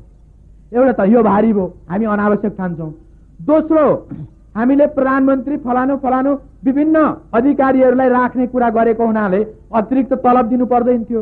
अब राजाले यहाँ थुप्रै मान्छे नियुक्ति गर्ने भए, ती राजाले नियुक्त गर्ने मान्छेहरू यिनीहरू कुनै अधिकारी हुने छैनन् भनेपछि तिनीहरू त्यहाँ बसे बापत उनीहरूले तलब पाउने भए, सुविधा पाउने भए, भत्ता पाउने भए। त यसले गर्दा मुलुकको राजस्वको अपव्यय हुने भयो। यस कारण हामीले यसको विरोध गरेका छौँ कि 1 पैसा पनि राजस्वको दुरुपयोग हुनु हुँदैन। अब भन्नुहोस् त यो केशरजंग रायमाझी कहाँ जान्छ होला यो अन्तरिम सरकारपछि? त्यसले जित्ने त नामै नलिनुहोस्, कहाँबाट जित्छ त्यस्ताले? जसले इतिहासमा धोका जनतालाई दिएको छ त्यस्ताले जित्ने कुरै भएन। अब राजाले मननितै गरे पनि अब त्यो संसदको बहुमत प्राप्त गर्ने पार्टीले त्यसलाई मन्त्री बनाइदिँदैन भनेपछि अब त्यसको कुनै गुन्जाइस छैन। अब त्यसले कहाँ बसेर तलब भत्ता खान्छ त? त्यही राज परिषदमा जाने सुर कस्या त भन्नाले 30 वर्षसम्म जनतालाई धोका दिएर राजा र राजतन्त्रलाई सेवा चाकडी गर्ने जो बदमाशहरू हुन्, तलचट्टुवाहरू हुन्, चाप्लुसहरू हुन्, ती चाप्लुसहरूलाई भर्नको निम्ति एउटा स्टेज यहाँ खडा गरियो र तिनीहरूले जनताको करबाट उठाएर, जनताको ट्याक्स उठाएर जम्मा गरेको राजस्वबाट तलब खाने भए। हाम्रो चिन्ता र विरोध यो। अब यसबाहेक यस्तो कुरा पाइसकेपछि राजाले अलिकति कुशलतापूर्वक यसलाई प्रयोग पनि गर्छन्। जस्तो 15 जना नियुक्ति हुने भयो, 15 जना नियुक्ति हुने भयो भने 10 जना त राजाले नियुक्त गर्लान्, 5 जना बाँकी नै राख्छन्। त्यसपछि त्यो 5 जनाभित्र चाहिँ म पर्छु भनेर तमाम 50औं दलालहरूको अघि पछि हुन थाल्छ। यसरी राजाको अगाडि एउटा केही त्यस्ता खालका दूषित तत्त्वहरू, जनविरोधी तत्त्वहरूले घुम्ने मौका पाउने भए, एउटा षड्यन्त्र गर्ने थलो हुने भयो। यस मानेमा त्यसको पनि हाम्रो विरोध। अब यसबाहेक अरू म मसिना कुराहरूमा या डिटेलमा सविस्तारमा जान चाहन्न। अब यसको एउटा धारा यस्तो राखेको छ कि जसमा के भनिएको छ भने यो संविधान जारी भइसकेपछि पनि 1 वर्षसम्म पुराना ऐन कानुनहरू जारी रहनेछन्। यसमा हाम्रो विरोध छ। किन विरोध छ भने पुराना ऐन कानुन भनेको निरङ्कुशतावादी, निर्दलीयतावादी पञ्चायती संविधान अन्तर्गत बनेका काला कानुनहरू हुन्। तिनै काला कानुनहरूले जनताको टाउकामा गिर खेलिरहेका छन्, छातीमा दाल दलिरहेका छन्। अब त्यही कानुन 1 वर्षसम्म कायम रहने, त्यसो भने जनतामा प्रजातन्त्र आएको महसुस कसरी हुन्छ? जनताले यो कुराको अनुभूति कसरी गर्न पाउँछन्? त्यसो भएको हुनाले हाम्रो भनाइ के हो भने यो संविधान जारी भएकै दिनदेखि यो संविधानसँग बाँच्ने ऐन कानुनहरू अविलम्ब निष्क्रिय हुनुपर्छ र बाँधेको हदसम्म तिनीहरू खारेज हुनुपर्छ र नयाँ संविधान, नयाँ ऐन कानुनहरू बनाएर तिनीहरूलाई पुरै विस्थापित गर्नुपर्छ भन्ने हाम्रो मान्यता हो, जो यहाँ त्यस्तो हुन सकेका छैन। यस्ता यसभित्र सवालहरू भएको हुनाले हामी यो संविधानका यस्ता निश्चित इस्युहरूको विरोध गर्छौँ र यसरी हुन के पुगेको छ भने यो संविधानप्रति हाम्रो आलोचनात्मक समर्थन हुन पुगेको छ। अब यो बीचमा केही मौन रहने कुराहरू पनि छन्, मैले भनेको थिएँ। के हुन् मौन रहने कुराहरू? मौन रहने कुराहरू भनेको राजालाई दिएका अधिकार सम्मानका कुराहरू। सुरुमा राजाले भने कि राजाको छोरो राजा हुने परम्परा रहोस्, मेरो छोरो राजा रहोस्, यति बात चित्त बुझ्यो भनेर राजाले भनेको थियो। संविधान बनाउने बेला उनको तर्फबाट आउनेहरूले यो भनेको थियो, राजाको भनाइ यस्तो। त्यो कुरा पनि हामीले ओके गर्यौं। ठिक छ, राजा रहने भनेपछि राजैको छोरो राजा हुन्, हामीलाई क्या पत्ता। त्यसपछि राजाले भने यो खाइपाए आएको जुन सुविधा छ यो पनि नघटोस् भन्ने मेरो कामना छ। हामीले यसलाई पनि अलिकति आश्चर्यका साथ ठिक छ भन्यौं। आश्चर्य साथ यसमा नि बाँकी 70% जनताहरू गरिबीको रेखामा छन्। दिनको 2 रुपियाँ पनि आम्दानी हुँदैन। अब राजा भने महिनाको 4 लाख तलब खान्छन्, तै पनि उनलाई मुलुकको र जनताको चिन्ता होइन, आफ्नै तलबको चिन्ता रहेछ। यो थाहा पाउँदाखेरि हामीलाई आश्चर्य त लाग्यो, तर पनि यदि जनताको हातमा अधिकार दिन उनी तयार छन् भने ल मरोस् केही समयसम्म भन्ने ढङ्गले हामीले ठान्यौं। त्यसपछि उनले केही अधिकारका सवालमा पनि कुराहरू उठाए जुन अधिकार उनलाई दिइन्थ्यो, अर्थात् कुनै पनि मुलुकको राष्ट्रपतिको पनि अधिकार हुन्थ्यो, त्यही ढङ्गले ती कामहरू पनि उनले गर्ने भनेर यसमा सामेल गरियो। यसरी यो संविधानमा राजालाई सम्मान दिएको छ, भौतिक सुविधा दिएको छ, अधिकारमा सेयर गरिएको छ। यसको प्रयोग राजाले कसरी गर्छन् हेर्न बाँकी त्यही छ। संवैधानिक राजा जस्तो गरेर प्रयोग गरे भने राजा स्वाभाविक रूपले अलि दिन रहन्छ, तर त्यो नभएर निरङ्कुश राजा जस्तो गरेर प्रयोग गर्न थाले भने राजाको मिति पुग्छ। त यसो भएको हुनाले यस्ता केही सवालहरूमा हामीले मौन भएर हेरिरहेका छौँ। यस ढङ्गले हाम्रो यो संविधानमाथि आलोचनात्मक समर्थनको नीति तय भएको छ। अब यसमा आलोचनात्मक समर्थनको कुरालाई मोहन विक्रमजीहरू त्यो देब्रेज साइडमा रहेका क्रान्तिकारीहरूले त हाम्रो विरोध गरेकै छन्। त्यसको बारेमा अघि पनि मैले अलिकति थोरै चर्चा गरेँ। उहाँहरू यसलाई कालो संविधान खारेज गर भनेर भन्दै हुन्छ। सेतो संविधान चाहिँ के हो महाशय? कुन हो सेतो संविधान? ल्याउनुहोस् तपाईँको सेतो संविधान, हेरौँ अनुवाद। त्यो केही छैन, केवल कुनै ठाउँबाट उहाँले कुनै कुनाबाट त्यो एउटा खन्दकबाट निस्किएको दूषित हावा चाहिँ ती कुराहरू छोडिरहेको हुनुहुन्छ।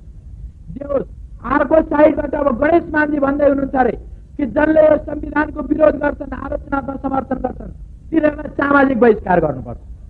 सर्वमान्यजी यहाँले पनि अब एउटा नयाँ अभियान सुरु गर्नुभएको छ। यसमा नयाँ अभियान कि मैले रेडियोमा सुनेको थिएँ कि उहाँकी धर्मपत्नी मङ्गला देवी सिंहले संविधानको बारेमा यस्तो प्रतिक्रिया जनाउनु भएछ कि उहाँको भनाइरहेछ यो संविधानमा महिलाहरूको आर्थिक अधिकारलाई सुनिश्चित गरिएको छैन। त्यसो हुँदाखेरि यसको म विरोध गर्छु। अरू कुराहरू भने ठिकै छन्, त्यसको म समर्थन गर्छु। के हो त? यही होइन आलोचनात्मक समर्थन? यहाँकी धर्मपत्नीले त आलोचनात्मक समर्थन गर्दै हुनुहुन्छ, अनि यहाँ भने आलोचनात्मक समर्थन गर्नेलाई सामाजिक बहिष्कार गर्ने कुरा गर्दै हुनुहुन्छ। कुन दिन यहाँले कुन दिन आफ्नो धर्मपत्नीलाई सामाजिक बहिष्कार गर्नुहुन्छ त्यो हामी हेरेर बसेका छौँ। यदि यहाँले आफ्नो धर्मपत्नीलाई सामाजिक बहिष्कार गर्न सक्नु भएन भने तपाईको यो सठियाएको बुद्धि भन्नाले साठी काटेको बुद्धि राजनीतिबाट बहिष्कृत हुनेछ।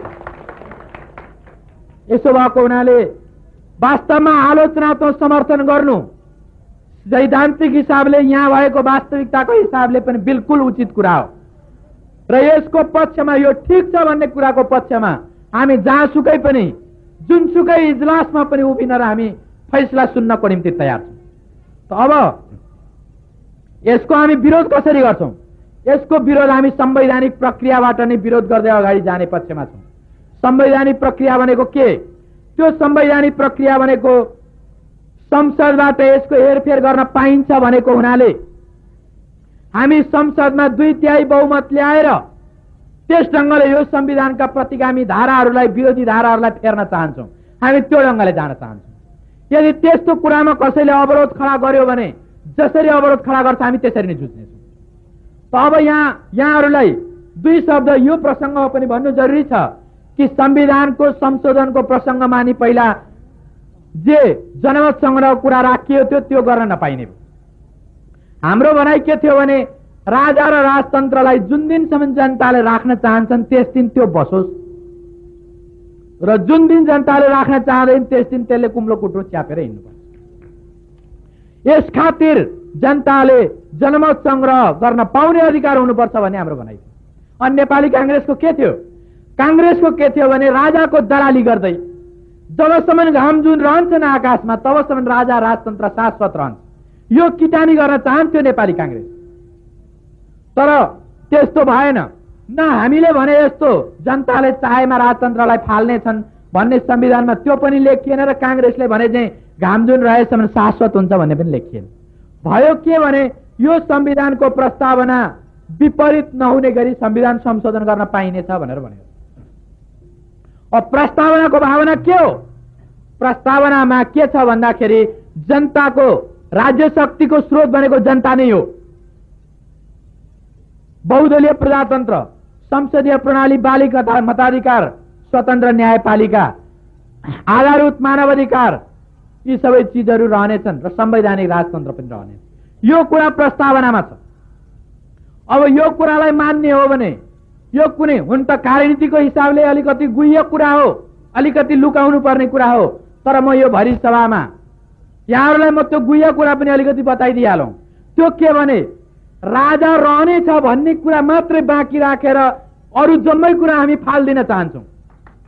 यदि राजाले चुरीपुरी गरे भने, राजाले हात लम्काउने कोसिस गरे भने, जनताको अधिकारतिर लोभ लाग्दा आँखा गिद्ध दृष्टिले हेर्न थाले भने हामी केवल संविधानकै प्रक्रियाद्वारा राजा रहनेछ भन्ने कुरालाई मात्रै बाँकी राखेर अरू जम्मै हामी हटाइदिन चाहन्छौँ। के चाहिँ हटाउँछौँ त अरू जम्मै? यहाँहरूलाई प्रश्न उठ, जब राजा रहनेछ भन्ने कुरा चाहिँ भइरहन्छ भने आखिर हट्छ के? हट्छ के भने यसमा भनेको छ कि राजा र राज परिवारले खाइपा आएको सुविधालाई नघटाउने गरी कानुन बनाउने भनेको छ। हामी त्यही हटाइदिन्छौँ र त्यसपछि स्वाभाविक रूपले यो सेतो हात्तीलाई पनि हामी त्यति मात्रै घाँस दिन्छौँ जति घाँस खाएर एउटा बोको अगाउँछ भन्नाले एउटा नागरिक राष्ट्रपति हुँदाखेरि थोरै खर्चले काम चल्थ्यो। मैले त्यसलाई एउटा बोकोसँग तुलना गरेको, घरमा पालेको एउटा बोको जो 2 मुठा घाँसले अगाउँछ।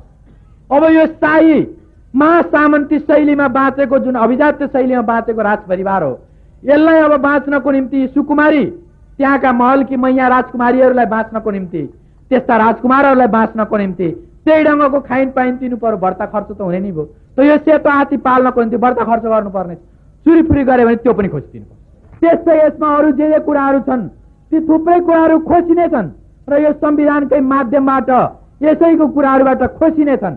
त्यो खोज्न सक्ने कुरा यसमा उल्लेखित छ। जब त्यस्तो भइसक्छ त्यस बेला म्युजियममा राखेको एउटा कुनै सरो जस्तो, एउटा कुनै जनावर जस्तो एउटा मानव जनावर पनि नेपालमा रहिरहनेछ त क्या आपत्ति हो? एउटा जंगलको शेरलाई, जंगलको राजालाई पक्रेर ल्याएर चिडियाखानामा राखिन्छ र उसलाई खटाएर खाना दिइन्छ भने नेपाली जनताको राजा हौं भन्ने अर्को एउटा मानव जनावरलाई म्युजियममा राखेर केही खोराक दिन्छ त के बिग्रिन्छ? त्यस्तो होइन। यदि सम्मानका साथ नै रहने, जनतासँग मिलेर रहने भन्ने कुरा गर्ने होइन। अब राजाले आइन्दा अब उपरान्त कदापि जनताको अधिकारमा आँखा गाड्नु हुँदैन र यो जुन पुलिस प्रशासन, शाही सेना र अन्य तमाम क्षेत्रमा जुन आफ्नो हात छ त्यहाँ अनेकौं दलाल र चाटुकारहरूले राखिएको छ, ती चाटुकारहरूलाई हटाउने अभियान हामीले चलाइरहेको बेला राजाले काहीँ कुही गर्नु हुँदैन। हामी चाहन्छौँ यो सचिव शमशेर जंगबहादुर राणा अविलम्ब हटोस्। त्यही बदमाश हो जसले आन्दोलनको बेलामा कुपनडोलमा बन्दुक चलाएर घाइते बनाएको थियो। तर त्यस बेला अरू ठुल्ठुला हत्या र अरू ठुल्ठुला जघन्य अपराध भएको हुनाले त्यो सचिव शमशेरको नाम छुट्यो। त्यो बदमाशको नाम देशका पत्र पत्रिकाहरूमा विदेशमा पनि गएन। त्यस्तो ढङ्गले गएको भए त्यसलाई जस्तो अहिले दोस्रो विश्वयुद्धका युद्ध अपराधीहरूलाई अहिले पनि ठाउँ ठाउँमा अदालतमा मुद्दा चल्दैछ, त्यस्तै यहाँको मानव अधिकार उल्लङ्घन गर्ने अपराधीलाई अहिले मात्रै होइन भविष्यमा पनि त्यसको बारेमा मुद्दा चल्न सक्थ्यो। त्यसले ठानेको होला म जोगिएको छु भन्ने। हाम्रो खातामा, हाम्रो कालो खातामा नोट गरेको छु त्यो सचिव शमशेर जबराको। अनि त्यही बदमाश हो जसले सोझा साझा शाही सेनाका जवानहरूलाई अनुशासनको दुरुपयोग गरेर एउटा मनपरी लेखिएको सुझावमा सही गरेर आयोगमा चढाए। त्यति मात्रै होइन, अस्ति जब राजाले अनधिकृत रूपमा फेरि सुझाव माग्ने आदेश दिए त्यस बेला पनि सबभन्दा पहिला प्रतिगामी सुझाव लिएर जाने त्यही सचिव शमशेर जबरा हो। जब त्यसको पनि कुनै पूछताछ भएन, त्यसको पनि कुनै वास्ता पास्ता भएन, त्यसपछि संविधानलाई मन्त्रीमण्डलले अन्तिम रूपमा पारित गरेको दिन फेरि 12 जना सैनिक अधिकृतलाई लिएर प्रधानमन्त्रीको कार्यालयमै गए। त्यहाँ गएर उनले भनेछ कि सार्वभौम सत्ता महाराजको हातमा भएन भने त हामी मान्नेवाला छैन। नमान्दै गर, के लथार छ छैन। स्वाभाविक रूपले क्याबिनेटले त्यही ढङ्गले फैसला गर्यो र त्यस बेला मात्र होइन अहिले पनि शाही सेनाका जवानहरू जनताका छोराछोरीको रूपमा छन्। पुलिसहरू भित्र भएका पनि तलका जवानहरू जनताका छोराछोरीहरू छन्। मलाई आफै याद छ हिजो आन्दोलनको बेला मैले शाही सेनाका जवानहरूसँग जुलुसको बीचमा नि हात मिलाएको छु। उनीहरूले मुस्कानका साथ प्रजातान्त्रिक आन्दोलनको उनीहरूले समर्थन र स्वागत गरेका छन् आफ्ना क्याम्पहरूबाट र उनीहरूको दुखदुखीमा प्रजातन्त्रको मोह बाँचेको छ। यदि त्यो सचिव शमशेर जबरा जस्ताहरूले बलपूर्वक त्यस ढङ्गले लाद्न चाहन्छन् भने शाही सेना पनि विद्रोह हुने। निरङ्कुश तन्त्र र प्रजातन्त्रको लडाईँ यदि फेरि त्यो एउटा विप्लवी खेल गर्नको निम्ति राजाले दुस्साहस गरे भने अब हार्ने र समाप्त हुने पालो राजा सहित राजाका आउरे बाउरेहरू सती शमशेर जस्ता ती सबैको तिनीहरूको पालो हुनेछ। अब समाप्त हुने र प्रतिगामी तत्त्वहरूका पक्षबाट शहीद हुने पालो तिनीहरूको छ, अब हाम्रो होइन। यसो भएको हुनाले त यस्ता खालका तत्त्वहरूलाई यदि प्रयोग गर्दै जनताका अधिकारमाथि आँखा ठड्याउने कोसिस गरे भने त्यस बेला राजाले स्वाभाविक रूपले बिदा लिनुपर्ने। त यसरी हामीले यो संविधानलाई आलोचनात्मक समर्थन गरेका छौं र फेरि पनि यत्र विघ्न आलोचना आइसकेपछि पनि, यत्र विघ्न कुरा सुनिसकेपछि पनि म उत्तिकै आत्मविश्वासका साथ आफ्नो पार्टीको धारणा राख्न चाहन्छु कि हामीले आलोचनात्मक समर्थन गरेर बिल्कुल ठिक गरेका छौं।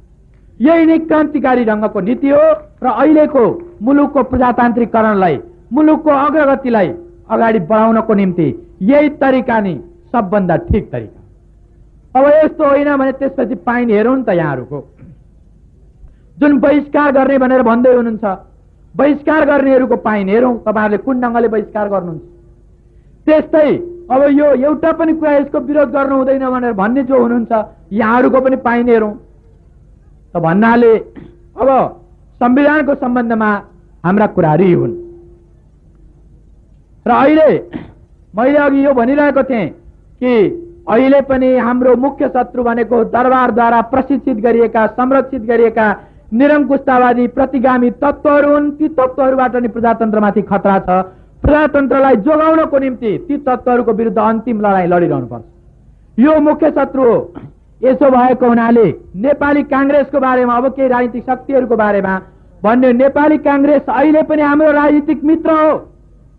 केही शंका नहोस्, कुनै भ्रम नहोस् कि नेपाली कांग्रेससँग नेकपा माले कहीं पहिलो शत्रुता गर्न खोज्या त होइन, निश्चय पनि होइन।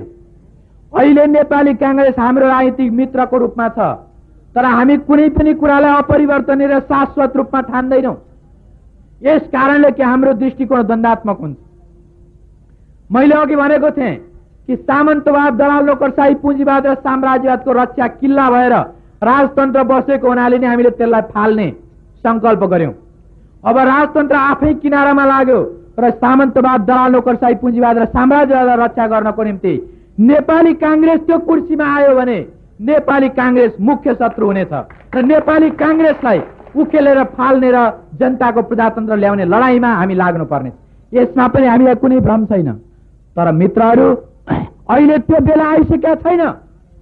अहिले नेपाली कांग्रेस मित्र नै छ, तर गर्दै के छ त? त्यो गर्दै के छ भने देख्नु भएन लेटाङमा एउटा कुनै षड्यन्त्रकारीले गरेको हत्याबाट भएको लासलाई लिएर ऊ मेची कोसी घुमेछ, हत्यारो माले मुर्दाबाद भन्दै। अनि त्यही अझ त्यो त कुनै पेपरमा आएको छैन, त्यो कुनै प्रसंग आएको छैन। कार्तिक 22 गते राति एउटा त्यहाँ बम विस्फोट भएछ। त्यो बम विस्फोट हुँदाखेरि एकजना मान्छे जलेर यति घाइते भएको छ। त्यो को? त्यो नेपाली कांग्रेसको कार्यकर्ता हो। जसले बम बनाउँदैछ, जसले सांघातिक हतियारहरू जम्मा गर्दैछ, अनि ऊ एउटा बुद्धिस्ट र महा बोधिसत्व भएको शान्तिप्रिय भइराखेको छ। अनि जसले नेकपा मालेलाई टाउको काट्नेहरूको पार्टी हो, नेकपा मालेलाई हत्याराहरूको पार्टी हो भनेर भन्दैछ, उसले के बिर्सेको छ भने यो अन्तर्राष्ट्रिय अफिसको छेउमा बम कसले पड्काएको र त्यहाँ मान्छे कसले मारेको 31 सालमा, अनि 30 लाख चोर्ने को? ठाउँ ठाउँमा त्यस ढङ्गका विप्लवी घटनाहरू घटाउने को? त्यो नेपाली कांग्रेस हो। नेपाली कांग्रेस यदि त्यस्तो ढङ्गले भन्ने हो भने नेपाली कांग्रेस चोरहरूको पार्टी भएन, नेपाली कांग्रेस डाकाहरूको पार्टी भएन, नेपाली कांग्रेस त्यस्ता काफर हत्याराहरूको पार्टी भएन। तर आदरणीय जनताहरू, यो राजनीति हो। राजनीतिमा कहिलेकाहीँ यस्ता घटनाहरू हुने गर्छ। झापा आन्दोलनमा जसले कम्युनिस्टहरूको, क्रान्तिकारीहरूको टाउको काट्छु भनेर आएको थियो, त्यस्ताहरूलाई बदलामा क्रान्तिकारीले तरबार चलाउनु पर्यो र त्यसको नैतिक जिम्मेदारी हामीले लिएका छौं, हाम्रो पार्टीले। अब स्वाभाविक रूपले त्यस ढङ्गले मुद्दा भोगिरहेकाहरूलाई अस्ति राजाले बाध्य भएर आम माफी दिनु परेन? यो राजनीतिको मामिला हो। अनि चैत्र 24 गते काठमाडौँमा सयौं मान्छेहरूको हत्या गर्ने आदेश दिने को? त्यो अरू कोही होइन, दरबारिया हुन्। त्यो सके राजै हुनुपर्छ, नभए रानी हुन्। त्यति पनि होइन भने ज्ञानेन्द्र यो माइलो राजा त पक्कै हो, किनभने चुरीपुरी माइला राजाको पनि थियो। त यसो भएको हुनाले त्यो पनि संविधानभित्र राजाले बस्छु भनेपछि जनताले त्यो पनि ल भइगयो, एउटा राजनीतिक घटना हो, छोडिदिया छन् अहिलेलाई। त्यस्तै त्यो चोर्ने 30 लाख राजस्व चोरेर लगेर जो मन परी गुल्छर्रा उडाउने काम काङ्ग्रेसी नेताहरूले गरे, त्यसलाई पनि राजनीतिक घटना भनेर जनताले छोडेका छन्। तर त्यही चिज कोट्याउँछौ भने, त्यस्तै कुराहरूलाई लिएर कुनै पार्टीको नामाकरण गर्न चाहन्छौ भने नेपाली काङ्ग्रेस चोरहरूको पार्टी हो, डाकाहरूको पार्टी हो, हत्याराहरूको पार्टी हो। त यस खालको मैले यति मात्रै भन्न खोजेको हुँ कि नेपाली काङ्ग्रेस मित्र हुँदाहुँदै पनि, मित्र क्याम्पको हुँदाहुँदै पनि ऊ अहिले के गर्न थालेको छ? मालेका विरुद्ध सलाइका बारुदहरू उदिनेर अनि पोको पारेर कुनै बम बनाएर तर्साउने पो कोसिस गर्दैछ। कुनै षड्यन्त्रकारीले हत्या गर्यो कसैको र एउटा निर्दोष व्यक्तिको हत्या हो, त्यस्तो हत्यारालाई खोजनीति गरेर कारबाही गर्न प्रशासन लाग्नुपर्ने ठाउँमा प्रशासनलाई माथिबाट महामन्त्रीले निर्देशन दिइरहेका छन् कि त्यो त मालेले गरेको हत्या हो, किन यताउता गरिरहेका छन्। मैले यस्तै सुनेको छु। गलत रहेछ भने म आत्मालोचना गर्छु र खुसी लाग्नेछ मलाई कि नेपाली काङ्ग्रेसका नेताले शान्ति सुव्यवस्था कायम राख्नको निम्ति प्रशासनले कदम अघि बढाउँदा बाधा हालेका रहेनछन् भन्ने कुरा बुझ्दा मलाई खुसी नै लाग्ने। तर त्यस्तो होइन। उसले, मैले सुनेको थिएँ कि त्यो हत्याको केसलाई लिएर नेपाली काङ्ग्रेसले मालेमाथि यो हत्या हो भन्ने साबित गराउने रे, अनि मालेलाई प्रतिबन्ध लगाउने रे। त्यसपछि सायद उनीहरूको सुर होला कि यो चुनावमा हामी एक्लै प्रतिद्वन्दितामा एक्लै जानेछौँ र एक्लै विजयी हुनेछौँ। यो दिउँसै देखेको सपनाबाट प्रिय गिरिजाजी बिउजिनुहोस्।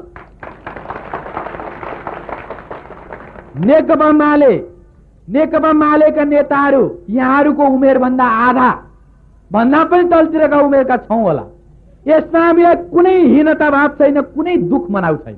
बरु खुसी यस मानेमा छ कि यहाँको जस्तो निधार यहाँ पुगुन्जेलसम्ममा अझै हामी धेरै धेरै सिक्दै अघि बढ्न सक्नेछौँ। यसो भएको हुनाले यदि मित्र जस्तो भएर चल्ने हो भने तपाईहरुले मुखमा लगाम लाउनु पर्यो, बोलीमा लगाम लाउनु पर्यो। त्यो क्षुद्र खालका टीका टिप्पणीहरू गर्ने, क्षुद्र ढङ्गको राजनीति गर्ने र त्यस खालको जाली कृत्य गरेर अब यो राजनीतिक प्रतिद्वन्दिता मालेलाई हराउन सकिन्छ भन्ने खालको कुराबाट यहाँहरू बिउजिनु पर्यो, सचेत हुनु पर्यो कि त्यस्तो हुन सक्दैन।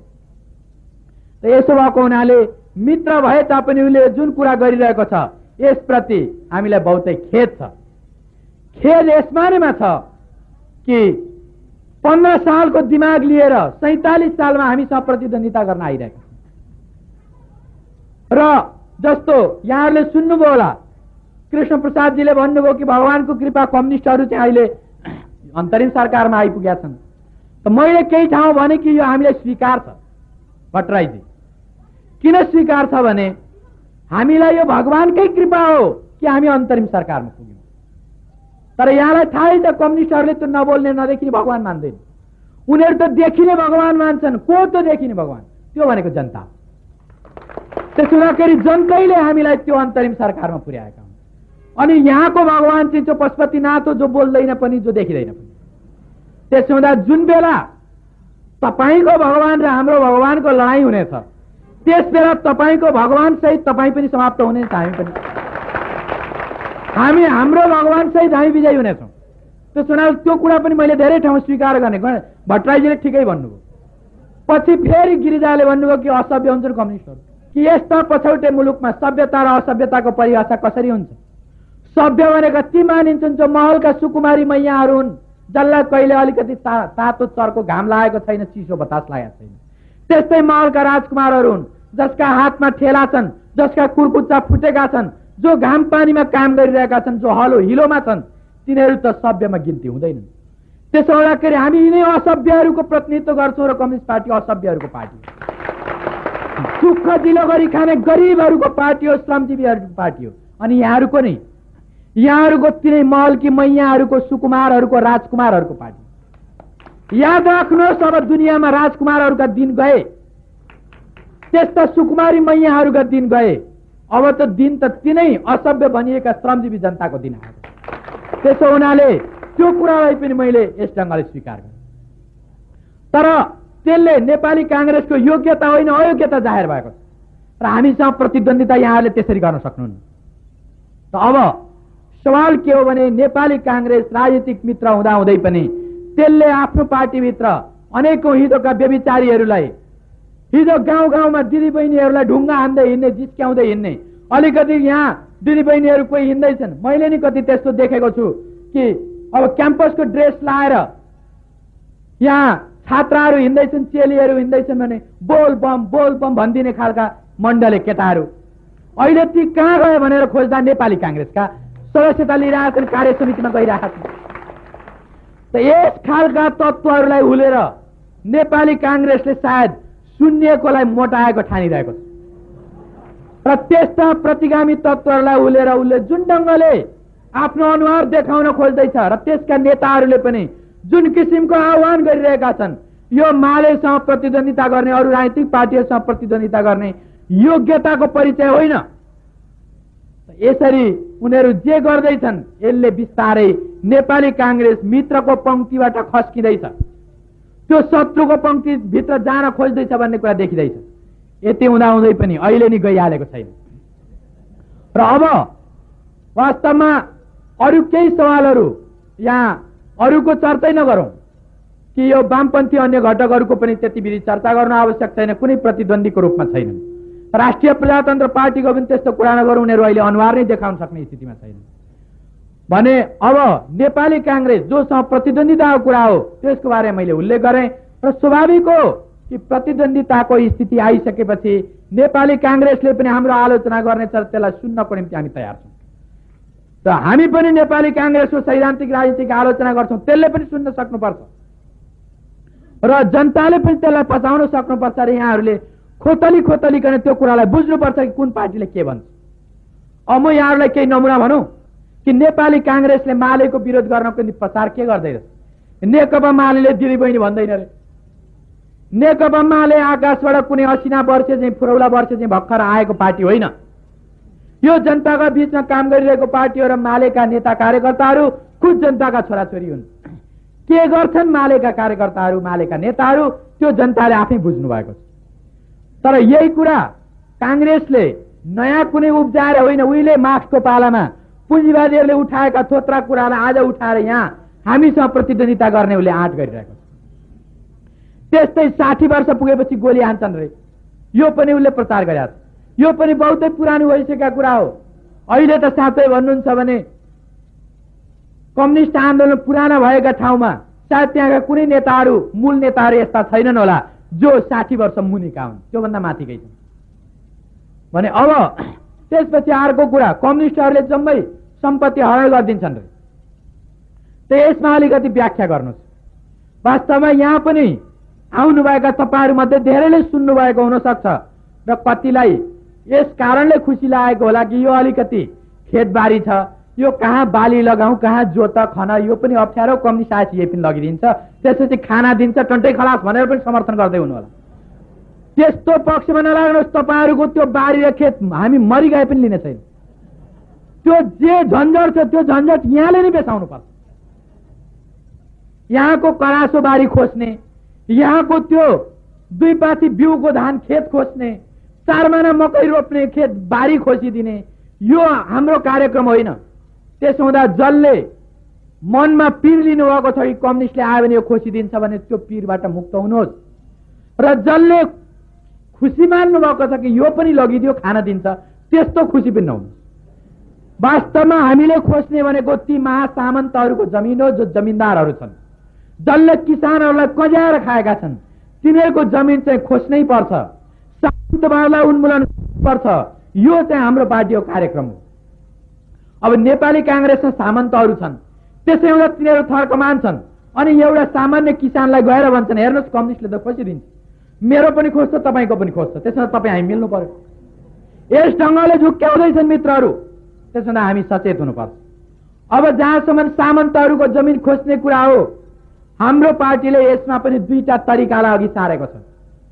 त केहीलाई मौका दिने उसले एउटा नीति तय गरेको छ के जो मुख्य शत्रुको पक्षमा लाग्छ, जो निरङ्कुशतावादको पक्षमा लाग्छ, दरबारीहरूको पक्षमा लाग्छ, जो प्रतिगमन र पुनरुत्थानवादको पक्षमा लाग्छ, त्यस्ताहरूको नाम हाम्रा सबै पार्टी कार्यकर्ताहरूले सहयोगी शुभेच्छुकहरूले खातामा नोट गरिराख्नु होला। त्यो जमिनदारको जमिन बिना मुआवजा जफ्त गरिनेछ, कब्जा गरिनेछ र किसानहरूमा बाँडिनेछ। र त्यो तबसम्म फुर्ती लाउँदै गरोस् जुन बेलासम्म हामी त्यहाँ आइपुग्ने छैन। हामी त्यहाँ आइपुगेका दिन त्यसले बोल्नेसम्म पनि मौका पाउने छैन।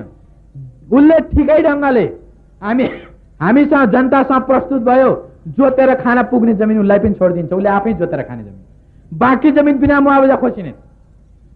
अब यस बाहेक जसले प्रजातन्त्रको पक्ष लिन्छ, जसले जनताको गौरव गाथा गाउँछ, जसले राष्ट्रको अस्मितालाई जोगाउने पक्षमा आफूलाई उभ्याउँछ, जसले त्यस्ता योद्धाहरूलाई सघाउँछ, त्यस्तो जमिनदारको, त्यस्तो सामन्तको जमिन हामी कायदा कानूनका साथ, नियम कानूनका साथ मात्रै लिने पक्षमा छौँ। अब जहाँ कायदा कानूनका साथ, नियम कानूनका साथ लिने हामी पक्षमा हुन्छौँ, त्यसो गर्ने बित्तिकै हामी मुआवजा दिने पक्षमा छौँ, क्षतिपूर्ति दिने पक्षमा छौँ। त्यसो हुँदा जुन सामन्तले अलिकति आफ्नो सम्पत्ति जोगाउने सुर कसेको छ, त्यसले तुरुन्तै शिफ्ट गरेर प्रजातन्त्र पक्षमा आइहालोस्। यहाँहरूले बताइदिनु होला, किनभने मान्छे बदलिएर राम्रातिर आउन पाउँछ।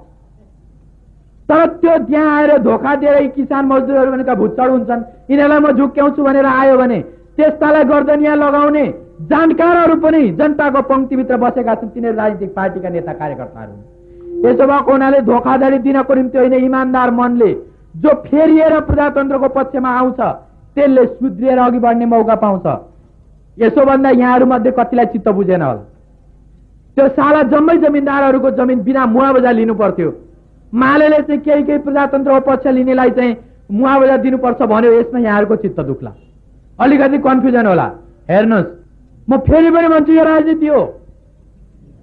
राजनीति हो भन्नुको मतलब यहाँ कसैसँग व्यक्तिगत रूपले बैर साध्ने कुरा होइन, मुलुकलाई माथि उठाउने कुरा हो।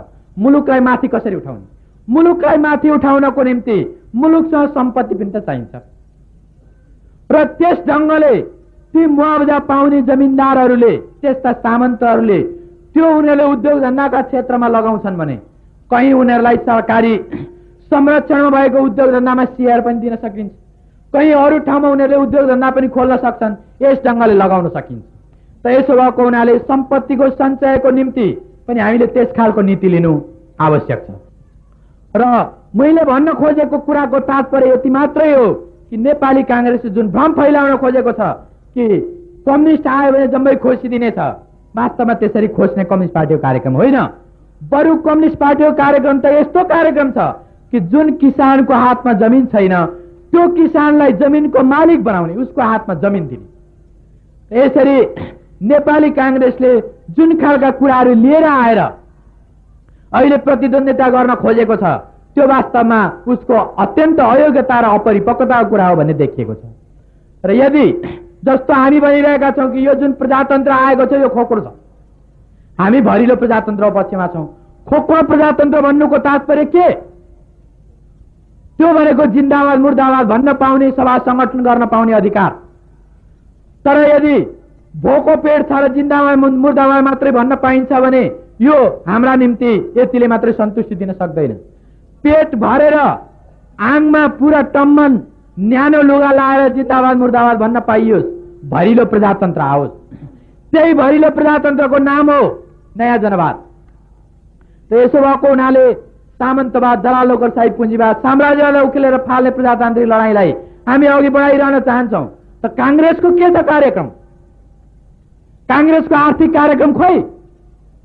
त्यसले त केवल पञ्चहरूलाई कुर्सीबाट हटाएर पञ्चायतकै नीतिहरूलाई कन्टिन्यू गरिरहेको छ र गर्न चाहिरहेको छ, र उसको कुनै आर्थिक कार्यक्रम छैन। छ भने ल्याओस्। किसानहरूको पेट भर्ने उसँग के कार्यक्रम छ भन्न त सजिलो छ, भन्न सजिलो छ। उनीहरू के भन्छन् भने हामी त गरिबलाई माथि उठाएर बराबर बनाउने पक्षमा छौँ, कम्युनिस्टहरू के गर्छन् भने धनीलाई तल झारेर बराबर बनाउने, गरिबी बाँडेर बराबर बनाउने। सुन्दाखेरि त यहाँहरू मध्ये पनि धेरैलाई हो काङ्ग्रेसको त कुरा राम्रो, माथि गएकोलाई तल झारेर बराबर बनाउनु भन्दा तल भएकोलाई माथि उठाएर बराबर बनाउँदा कस्तो मानवीयता, कसरी हुन्छ यो कुरा? एउटा जमिनदारले हजारौं बिघा जमिन ओगटेर मन परी गरिरहेको छ अनि त्यसको तल सयौं किसान परिवारहरू जोतिएका छन्, पिसिएका छन्, तिनीहरूलाई कसरी माथि उठाउनुहुन्छ तपाईँ? त्यो जमिनदारलाई तल नझारिकन स्वाभाविक रूपले मिठा कुरा गरेर हुँदैन। आफ्नो प्रजातान्त्रिक समाजवादको उदाहरण दिँदाखेरि विश्वेश्वर कोइरालाले भन्नुभएको त एक माना दुध छ, त्यसमा हामी काङ्ग्रेसीहरू चाहिँ हाम्रो समाजवाद चाहिँ त्यसभित्र को रोगी छ को बिरामी छ त्यसलाई त्यो एक माना दुध दिने उसले खाओस्। यस ढङ्गले हाम्रो चाहिँ यस्तो मानवीय टाइपको समाजवाद। कम्युनिस्टहरू कस्तो समाजवाद भन्दा 100 जना मान्छे छन्, त्यो एक माना दुध सबलाई एक एक चम्चा बाँड्ने। आर्थिक न्यायको हिसाबले दुरुपयोग हो भन्दै थुप्रै भारी भरकम व्याख्या गर्नुभएको छ। त्यो उहाँको ज्ञान पनि बेकार, किनभने हाम्रो भनाइ नि त्यो होइन। यसो भएको हुनाले नेपाली काङ्ग्रेसले आफ्नो आर्थिक कार्यक्रम ल्याओस् यदि समाजमा आमूल परिवर्तन गर्न चाहन्छ भने, तर उसले त्यस्तो ल्याइरहेको छैन। उसले अहिले नै हिजोका प्रतिगामीहरूलाई पार्टीभित्र उल्न थालेको छ र उसले यस बेला जुन ढङ्गको प्रजातान्त्रिकरण गर्नुपर्ने त्यो कुरा गर्न उसले कुनै उत्साह देखाइरहेको छैन र विदेशीहरूसँग पनि उसले राष्ट्रिय अस्मिताको विरुद्ध गठबन्धन गर्न थालेको छ। यसो भएको हुनाले नेपाली काङ्ग्रेसमा ती कुराहरूको आधारमा हाम्रो प्रतिद्वन्दिता हुनेछ। उद्यमीहरूले मलाई भेटेर आफ्ना थुप्रै समस्याहरू राख्नुभयो। उहाँहरू भोलि पर्सिदेखि अनसन गर्दै हुनुहुन्छ अरे र उहाँहरूले हाम्रा समस्याहरू यस्ता छन् यो राखिदिनु पर्यो भन्ने पनि उठाउनु। त्यस्ता कुराहरू त हामी पहिल्यैदेखि उठाउँदै आएका छौँ। मैले उहाँहरूलाई त्यहाँ मैले त्यति धेरै मैले वचन दिइनँ, यस कारणले वचन दिइनँ कि यो त हाम्रो आफ्नो खुद नीतिकै कुरा हो जसको निम्ति हामी पहिल्यैदेखि छौँ। र यहाँ वास्तवमा ठुला पुँजीपतिहरूलाई मनपरी गर्न दिने, उनीहरूलाई विशेष ढङ्गले सहुलियत दिने र साना पुँजीपतिहरू घरेलु पुँजीपतिहरूलाई विभिन्न ढङ्गले दमन गर्ने यो खालको नीति पञ्चायती कालदेखि प्रयोग हुँदै आएको छ। र हिजो व्यक्तिगत रूपमा साहु महाजनहरूले किसानहरूको घर खेत लिन्थे, आज यी ब्याङ्कहरू जस्ता वित्तीय संस्थानहरूले नेपाली जनताको घर खेत गरेर लिइरहेका छन्। उहाँहरूले त्यही समस्या उठाउनु भएको रहेछ। बहुत जायज छ त्यो समस्यामा यदि तपाईँहरू सङ्घर्ष गर्नुहुन्छ भने नेकपा माले तपाईँहरूको पछाडि छ। तपाईँहरू त्यसमा निर्भीक भएर निर्धक्क भएर सङ्घर्ष गर्नुहोस्, हामी त्यसको निम्ति मरिमेटेर अघि बढ्न तयार छौँ। र यदि जस्तो उहाँहरूले समस्या उठाउनु भएको छ, वास्तवमा यो वित्तीय संस्थाले जुन ढङ्गले सुदखोर भएर राखिएको धितो जाकटीलाई अपहरण गरेर त्यस ढङ्गले उसले त्यसलाई सिज गर्दै जसरी आफ्नो प्रोपर्टी बढाउन थालेको छ, एउटा सुकुम्बासी बनाउँदैछ, यो प्रक्रियालाई अविलम्ब रोकिनुपर्छ र त्यस ढङ्गले लिलाम गरिएको फिर्ता गर्नुपर्छ, लिलाममा चढाइएकोलाई अविलम्ब हटाउनुपर्छ भन्ने जुन माग राख्नु भएको छ बिल्कुल न्यायोचित छ। त्यो न्यायोचित मागलाई म आह्वान गर्छु कि आम जनताले सम्पूर्ण रूपमा त्यसलाई समर्थन र सहयोग गर्नुपर्छ। त यस्तो भएको हुनाले चाहे त्यो कृषि क्षेत्रको कुरा गर्नुहोस् अथवा औद्योगिक क्षेत्रको कुरा गर्नुहोस् या व्यापारिक क्षेत्रको कुरा गर्नुहोस्, सबै क्षेत्रमा ती कुराहरू छन्। त यस्ता यी समस्याहरू यी स्थितिहरूलाई हेर्दै अब हाम्रो पार्टीका आगामी केही नीति र धारणाहरूको बारेमा म यहाँहरूसँग संक्षिप्त राख्न चाहन्छु। यस बेला जस्तो मैले अघि भने कि नयाँ जनवाद अर्थात् सामन्तवाद, दलाल नोकरशाही, पुँजीवाद र साम्राज्यवादलाई उन्मूलन नगरिकन नेपालमा नेपाली जनताको कल्याण हुने छैन, यो मुलुकको कायाकल्प हुने छैन। त्यसो भएको हुनाले त्यो कुरा कसरी प्राप्त गर्न सकिन्छ? हाम्रो पार्टीको धारणा के छ भने वर्ग सङ्घर्षको बाटोमा निरन्तर लागिरहेर मात्रै यो पूर्ण प्रजातन्त्र प्राप्त गर्न सकिनेछ। त्यसो हुँदा हाम्रो पार्टी निरन्तर वर्ग सङ्घर्षमा लागिरहनेछ, वर्ग सङ्घर्ष नै मुख्य कडीको रूपमा लिएर अघि बढिरहनेछ। अब यो वर्ग सङ्घर्ष के कुरा हो? यहाँहरूलाई प्रश्न उठ्न सक्छ। पञ्चायतले वर्ग समन्वय भन्यो, नेपाली काङ्ग्रेसले वर्ग सम्झौता भनिरहेको छ, हामी वर्ग सङ्घर्षको पक्षमा वकालत गरिरहेका छौँ। यसो भएको हुनाले अब यो प्रजातान्त्रिक अधिकार प्राप्त भइसकेपछि चाली फटाहरूको विरुद्ध जनताले उठ्नु पर्यो, पुँजीपतिहरूको शोषणको विरुद्ध मजदुरहरू उठ्नु पर्यो र यस ढङ्गले आम जनताहरू वास्तवमा दलाल नोकरशाही पुँजीपति वर्ग र जमिनदार वर्गको विरुद्ध उठ्नु पर्यो। त यो ढङ्गको बडो सङ्घर्षको प्रक्रियाबाट मात्रै हामी अघि बढ्न सक्नेछौँ। र एउटा कुरा यो हो भने अर्को, अहिले हामी माथिल्लो प्रक्रियामा अर्थात् माथिल्लो संरचनामा, राजकीय निकायको माथिल्लो संरचना पनि संलग्न भएर त्यसलाई सुधार गर्दै बडो सङ्घर्षलाई अघि बढाउने पक्षमा छौँ। यसको तात्पर्य के? यसको तात्पर्य के हो भने हामी चुनावमा पनि बहुतै मन दिएर, शक्ति सङ्गठित गरेर र व्यवस्थित ढङ्गले हामी उत्रिनेछौँ। र चुनावमा उत्रिने सहला हाम्रो पार्टीको नीतिका केही मुख्य कुराहरू अघि पनि साथीले बताउनु भयो कि हाम्रो मूल नीति के छ भने यो मूल शत्रुलाई, निरङ्कुशतावाद, प्रतिगामी र पुनरुत्थानवादलाई परास्त गर्नको निम्ति, त्यसलाई ध्वस्त गर्नको निम्ति प्रजातान्त्रिक एकता कायम राखौँ। यो नारा अन्तर्गत हामी यदि तयार छ भने नेपाली काङ्ग्रेसमा पनि मिलेर जान्छ। तर नेपाली काङ्ग्रेसले हाम्रा यस्ता कुराहरूको गलत अर्थ लगाउँदै उसले प्रयोग गर्ने गरेको छ। नेपाली काङ्ग्रेसले त्यस्तो नठानोस् भन्न खातिर नै आवश्यक पर्छ भने हामी एक्लै बहुमत ल्याउने गरी संसदमा चुनावमा लड्नेछौँ भनेर हामीले आफ्नो नीति बनाएका छौँ। त यस क्रममा मलाई यहाँ एउटा चिट आएको छ। गणेश मानजीले भन्नुभयो अरे अब कम्युनिस्टहरूको त खालि संसदमा विरोध पक्ष हुने न हो, अब त्यो पनि हुन नसक्ने भयो। कुरै गर्दाखेरि कुराकै बारेमा सारा फैसला हुने भए सजिलो हुन्थ्यो। काङ्ग्रेसीहरू त यो पनि हल्ला गर्दैछन् कि दुनियाँमा कम्युनिस्ट समाप्त भइसक्यो, नेपालमा अब 2 दिनका पाहुना मात्रै हो।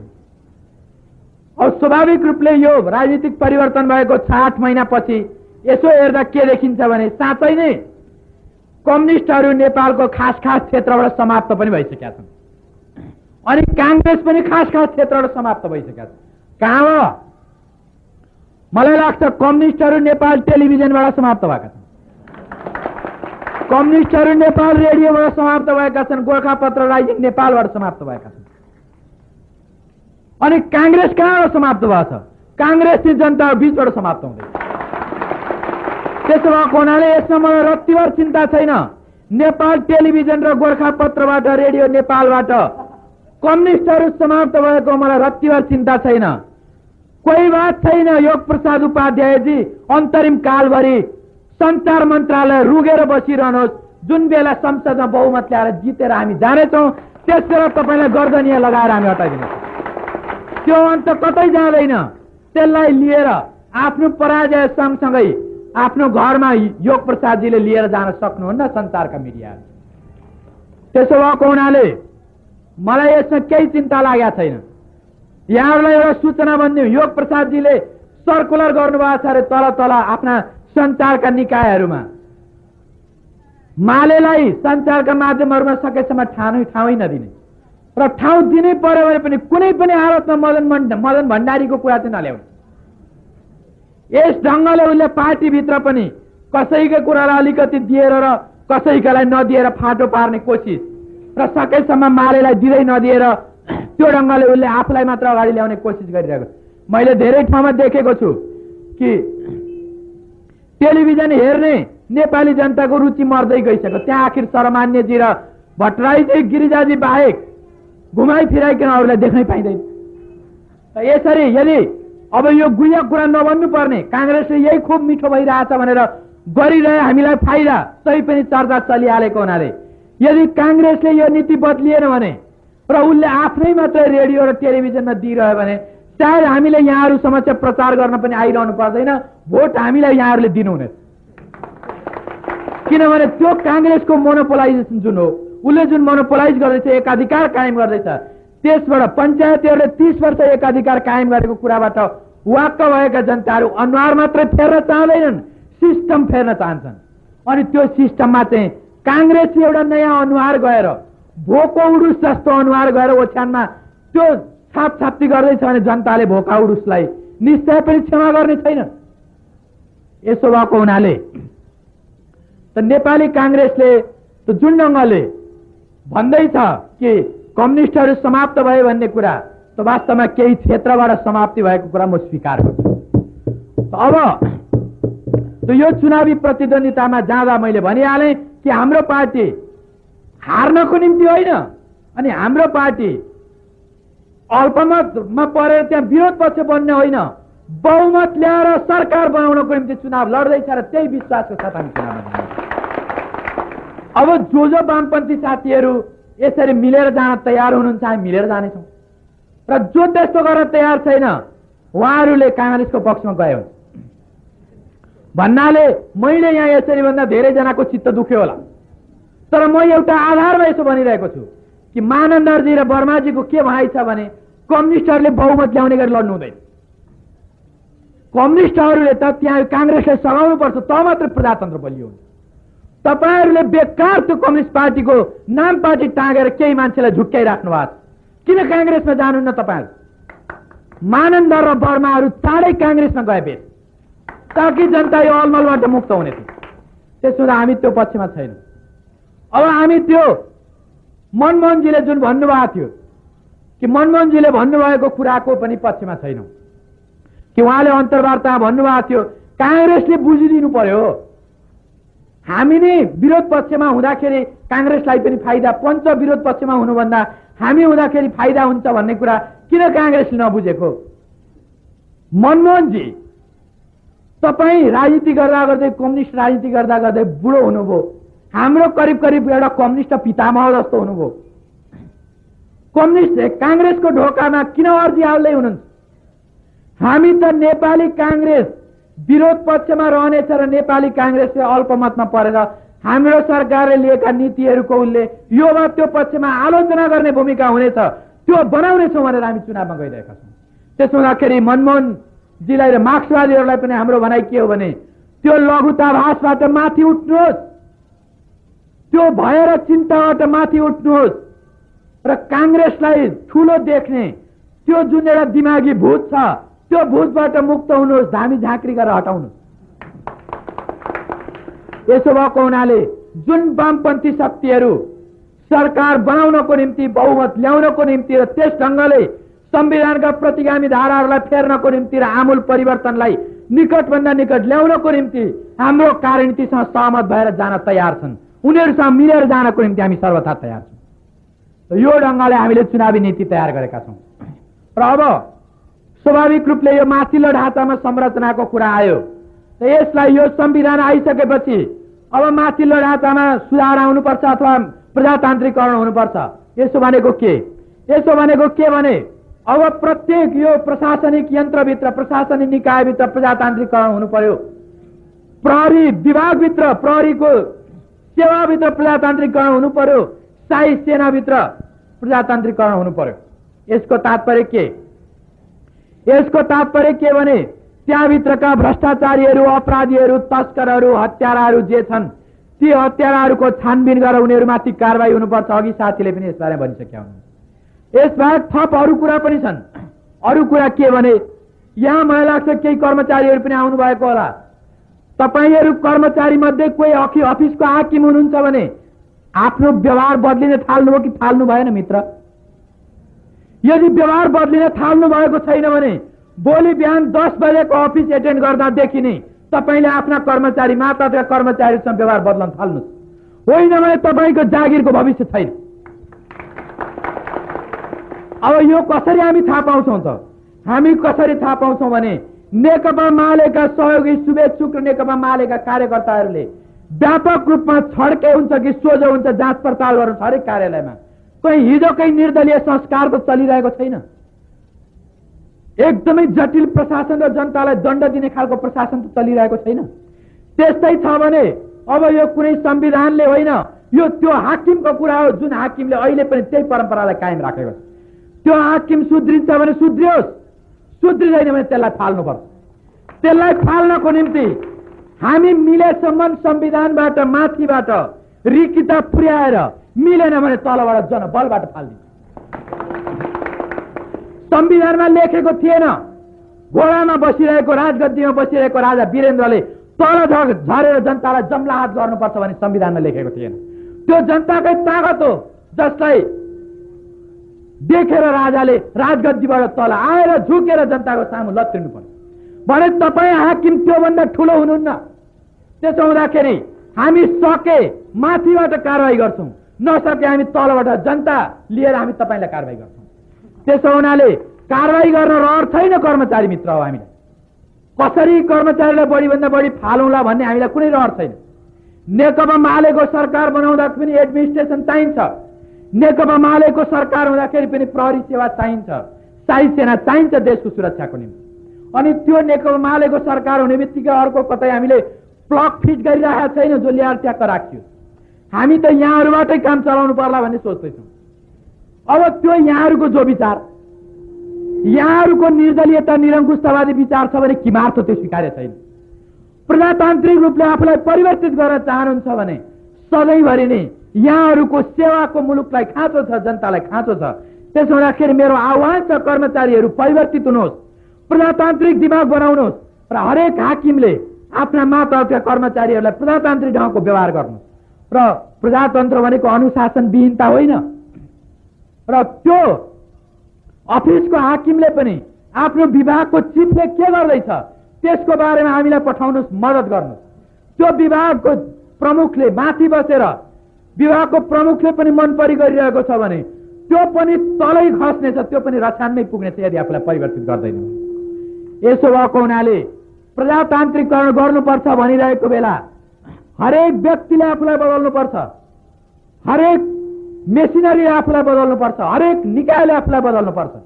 अनि यस बेला अहिले के देखिरहेको छ भने केही सिडिओहरू, केही डिएसपीहरू अनि केही कार्यालयका हाकिमहरू नेपाली कांग्रेसको चाराने सदस्यता लिएर आफूलाई निकै गौरवशाली विजय हासिल गरेको ठान्दैछ। त्यस्तो निद्राबाट तपाईहरु कृपया बिउजे बेस नभए तपाईले नेपाली कांग्रेसको त बिगार पुर्याउनु भो, आफ्ना जान छोराछोरीलाई पनि रुवाउने हुनुभयो। किनभने अब अहिले त पेट पालना गर्दै हुनु होला। तपाईलाई यदि एउटा पार्टीको हिजो एउटा पञ्चको एउटा बदमाश र फटाको निर्देशनमा उभिएर काम गर्दै हुनुहुन्थ्यो, घुस पेश खाएर तपाईहरु काम गर्दै हुनुहुन्थ्यो, कमिसन खोर भएर काम गर्दै हुनुहुन्थ्यो। आज त्योभन्दा बढ्ता काफी गौरवका साथ कांग्रेसको सरमान्यजीको इशारा पाएर तपाईँ यहाँ तल त्यस ढङ्गले पक्षपाती कारबार गर्न थाल्नु भएको छ भने अघि नै मैले भनिहालेँ, राजा वीरेन्द्रलाई झुकाउन सक्ने ताकत भएको यो नेपाली जनता। अनि त्यो नेपाली जनताभित्र अग्रपंक्तिमा उभिएको नेकपा माले तपाईँ जस्ता नाकमा जुका पालेर बसेकाहरूलाई पनि फाल्ने क्षमता राख्छ। त्यसो हुँदाखेरि देश यसैमा छ, कल्याण यसैमा छ कि बहुदलीय प्रजातन्त्रमा सरकारी निकायहरू साझा हुन्, सरकारी माध्यमहरू साझा हुन्, पब्लिक त्यस्ता निकायहरू साझा हुन्, सार्वजनिक ढङ्गले त्यसलाई प्रयोग गर्न सकियोस् र कुनै एउटा पार्टी वा व्यक्तिको प्यावा नहोस्। हामी यही चाहन्छौँ। त्यसो हुनाले बाद बाँकी यहाँहरूकै विचारमाथि निर्भर छ कि यहाँहरू के गर्नुहुन्छ। लाग्ला कि मालेको महासचिवले यहाँ आएर खुब फाइफुट्टी झार्यो, खुब एउटा चाहिँ धम्की दियो, हेरौँ न त पाइन के रहेछ। यदि त्यस्तै भयो भने अहिले त मलाई तथ्य छैन, तथ्य भएको भए म यहाँ यो तथ्य लिएर यहाँबाट म एउटा जुलुस सङ्गठित गरेर म त्यो हाकिमको घरमै जान्थेँ र म त्यसलाई त्यहीँ गएर चेतावनी दिन्थेँ। मैले कुनै छाला जोगाउनको निम्ति राजनीति गरेको होइन, आफ्नो विवेकले देखेको कुरा जनता बिचमा राख्नको निम्ति राजनीति गर्दै आएको। यसो भएको हुनाले अहिले त त्यो थाहा छैन। मलाई मेरा मित्रहरू मार्फत, साँचो प्रजातान्त्रिक भावना भएका व्यक्तिहरू मार्फत जब त्यो तथ्य थाहा हुनेछ त्यसबेला तपाईँ कुनै घरभित्र मात्र होइन, पानी मुनि जानुहुन्छ भने पनि, आकाशमाथि उठ्नुहुन्छ भने पनि तपाईँ नेकपा मालेको पहुँचभन्दा बाहिर जानु। यसो हुनाले थोरै शब्दमा मैले यति मात्रै भन्न खोजेको हुँ कि प्रजातान्त्रिकरण आवश्यक छ, व्यक्ति व्यक्तिमा, निकाय निकायमा। त्यसो हुँदाखेरि कर्मचारीहरू, प्रहरीहरू, शाही सेनाका जवानहरू, अधिकृतहरू हर कसैले आफूलाई परिवर्तन गर्ने, साझा बन्ने, जनताले विश्वासको मत दिएर जुन पार्टीलाई विजयी गराउँछन् त्यो पार्टीले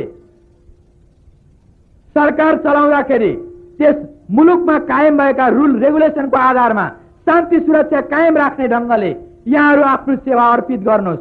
त्यस्तो भयो भने मात्र यो मुलुकको विकास हुनेछ, यो मुलुक अघि बढ्नेछ। र यस किसिमले प्रजातान्त्रिकरणको यो प्रक्रियालाई यस ढङ्गले अघि बढाउने कुरा हामीले सोचेका छौँ। र अब निश्चित रूपले भनिरहनु पर्ने आवश्यक छैन कि त्यो सचिव शमशेर जङ्गबहादुर राणालाई गीता पढाएर हातको छुरी भैमा खसाउँला भन्ने हामीलाई पनि लागेको छैन। त्यो बदमासले छोड्नेवाला छैन। त्यसलाई त गर्दनिया नि दिनुपर्छ, पर्ज नि गर्नुपर्छ त्यसमा। त्योभन्दा अर्को कुनै उपाय छैन। अब हुन त यस ढङ्गले निरङ्कुश तानाशाह र बदमासहरूको नाम लिएर भन्दा हाम्रा नेताहरूलाई विभिन्न ढङ्गले टिप्पणीहरू पनि आउन थालेको छ। मलाई आएको छ, ए यो मदन भण्डारीलाई केही दिन बाँच्ने मन छ कि छैन? मदन भण्डारीलाई बाँच्ने मन छ, तर तिमीहरू जस्ता निरङ्कुशतावादी तलचटुवा तत्त्वहरूको अगाडि शिर निहुराएर होइन। यो कुरा मैले अरू ठाउँ पनि भनेको छु, यहाँ पनि दोहोऱ्याउन चाहन्छु। त्यसो भएको हुनाले जो वास्तवमा दरबारबाट प्रशिक्षित भएका अनि ती निरङ्कुश खाले तत्त्वहरू जसले हरेक क्षेत्रबाट भ्रष्टाचार र घुसखोरी गरेर दरबारमा कमिसन बुझाउँथे, दरबारमा त्यस्तो खालको एउटा उनीहरूले हिस्सा बुझाउँथे, ती तत्त्वहरू बदलिनेवाला छैन। तिनीहरूलाई हेरफेर गर्नुपर्छ। त्यो हेरफेर गर्नको निम्ति अब यो अन्तरिम मन्त्रीमण्डलले पुरा शक्तिका साथ लाग्न सक्नुपर्छ। लागेन यो अन्तरिम मन्त्रीमण्डल भने यो अन्तरिम मन्त्रीमण्डलसँग हाम्रो कुनै मोहनी छैन। हाम्रो यो अन्तरिम मन्त्रीमण्डलमा यो सरकारमा बसिरहेर अनि कुर्सीमा चिप्किरहने कुनै लोभ छैन। आजसम्म हामीले यो प्रक्रियाले यस कारणले तीव्रता दिन चाहेनौं कि संविधानमा राजाले गडबडी गर्ला। अब संविधान आइसकेको छ, अब संविधानमा राजाले केही गडबडी गर्ने गुन्जाइस छैन। अब त गडबडी ती तलका अँध्यारा कुनाहरूमा लुकेका निरङ्कुशतावादीहरूले गर्न सक्छन्। त्यसो हुँदाखेरि त्यसको निम्ति ती विभिन्न निकायमा प्रजातान्त्रिकरण गर्ने कुराहरू, अपराधीहरूलाई दण्ड दिने कुराहरू र तल समाजमा भइरहेका व्यतिथिहरूलाई अन्त्य गर्ने खालका कुराहरूमा यो अन्तरिम सरकारले जनताको विश्वास लिएर अघि बढ्न सक्नुपर्छ। यसो भएको हुनाले हामीले यसरी सत्तामा संलग्न भएर माथिबाट पनि यो सुधारको प्रक्रियालाई जोरदार ढङ्गले अघि बढाउने पक्षमा छौं। तल जनताको बीचबाट पनि बडो संघर्षको प्रक्रियालाई अघि बढाउने पक्षमा छौं। हामीले यस्तो कार्यनीति लिएका छौं। यो कार्यनीति गलत छ कि सही छ त्यो प्रयोगले पनि देखाउनेछ, यहाँहरूको सुझावबाट पनि थाहा होला। त यसो भएको हुनाले मैले धेरै समय लिइसकेँ। पार्टीका नीति विचारहरू विभिन्न पक्षमा भन्नुपर्दा अझै पनि स्वाभाविक रूपले अनेक पक्षमा विचारहरू छन्। एउटै बेलामा एकैपटक सबै विचारहरू राख्नु सम्भव पनि हुँदैन। यसपटक थुप्रै कुरा, यहाँहरूको थुप्रै समय लिएर मैले धेरै कुरा राखेको भए पनि मैले संक्षेपमा भन्दा मुख्य शत्रु अहिले पनि दरबारद्वारा संरक्षित निरङ्कुशतावादी तत्त्व हुन् भन्ने कुरामा हाम्रो पार्टीले जोड दिन चाहेको छ। दोस्रो, यो संविधानलाई हाम्रो पार्टीले आलोचनात्मक समर्थन गरेको छ। र तेस्रो, हामी चुनावमा पूरा शक्तिका साथ हामी उत्रिँदैछौँ। चौथो, हामी बडो संघर्षको प्रक्रियामा दृढतापूर्वक लागिरहनेछौँ। र अब यही कार्यनीतिको सवालमा हामी त्यो सुधारको प्रक्रियालाई माथिल्लो संरचनामा संलग्न भएर सुधारको प्रक्रियालाई पनि अघि बढाउने पक्षमा छौं। यो मार्क्सवाद लेनिनवाद हो। मार्क्सवाद लेनिनवाद भनेको कुनै अफिमको गोटी होइन जो खाएर आँखा रातो फर्काउँदै हिँड्न थाल्यो। त्यसो हुँदाखेरि मार्क्सवाद लेनिनवाद भनेको त्यो दृष्टिकोण हो जसले आफ्नो मुलुकको वास्तविकतालाई विश्लेषण गर्न सिकाउँछ, वर्गहरूको शक्ति सन्तुलनलाई विश्लेषण गर्न सिकाउँछ। त्यसो भएको हुनाले हाम्रो विश्लेषण, हाम्रो वर्गीय मान्यता, हाम्रो कार्यनीति र हाम्रा धारणाका कुराहरू यहाँहरूले सुन्नुभयो। यहाँहरू मध्ये जसलाई चित्त बुझेन यहाँहरूले हाम्रो आलोचना गर्न सक्नुहुन्छ। त्यो आलोचनालाई हामी धैर्यतापूर्वक सुन्ने र नम्रतापूर्वक लिने अनि ठिक रहेछ भने आफ्नो धारणा सच्याउने पक्षमा छौं। तर मलाई यस्तो मात्रै आशा छैन कि कसैले ध्वंसात्मक आलोचना नगर्ला। कसैले ध्वंसात्मक आलोचना गर्न सक्छन् जस्तो देशान्तरले गर्दै आएको छ। अनि जसलाई ध्वंस नै प्रिय छ, जसले ज्यानको बाजी राखेर मालेसँग लड्नु छ, त्यस्तालाई ध्वंसै ढङ्गले जवाब दिन र त्यसको बाजी राखेको ज्यान खाइदिनको निम्ति पनि नेकपा माले सक्षम छ। यही कुरा भन्नको निम्ति मात्रै मैले केही समय लिएको हुँ। अब हामी धेरै समय पनि गइसकेको छ। यस खातिर म यहाँहरूलाई हाम्रो पार्टीका विचारहरू सुनिदिनु भएकोमा, धैर्यतापूर्वक सुनिदिनु भएकोमा हार्दिक कृतज्ञता व्यक्त गर्छु र फेरि पनि केन्द्रीय कमिटीको तर्फबाट यहाँहरूलाई हार्दिक अभिवादन व्यक्त गर्छु। धन्यवाद।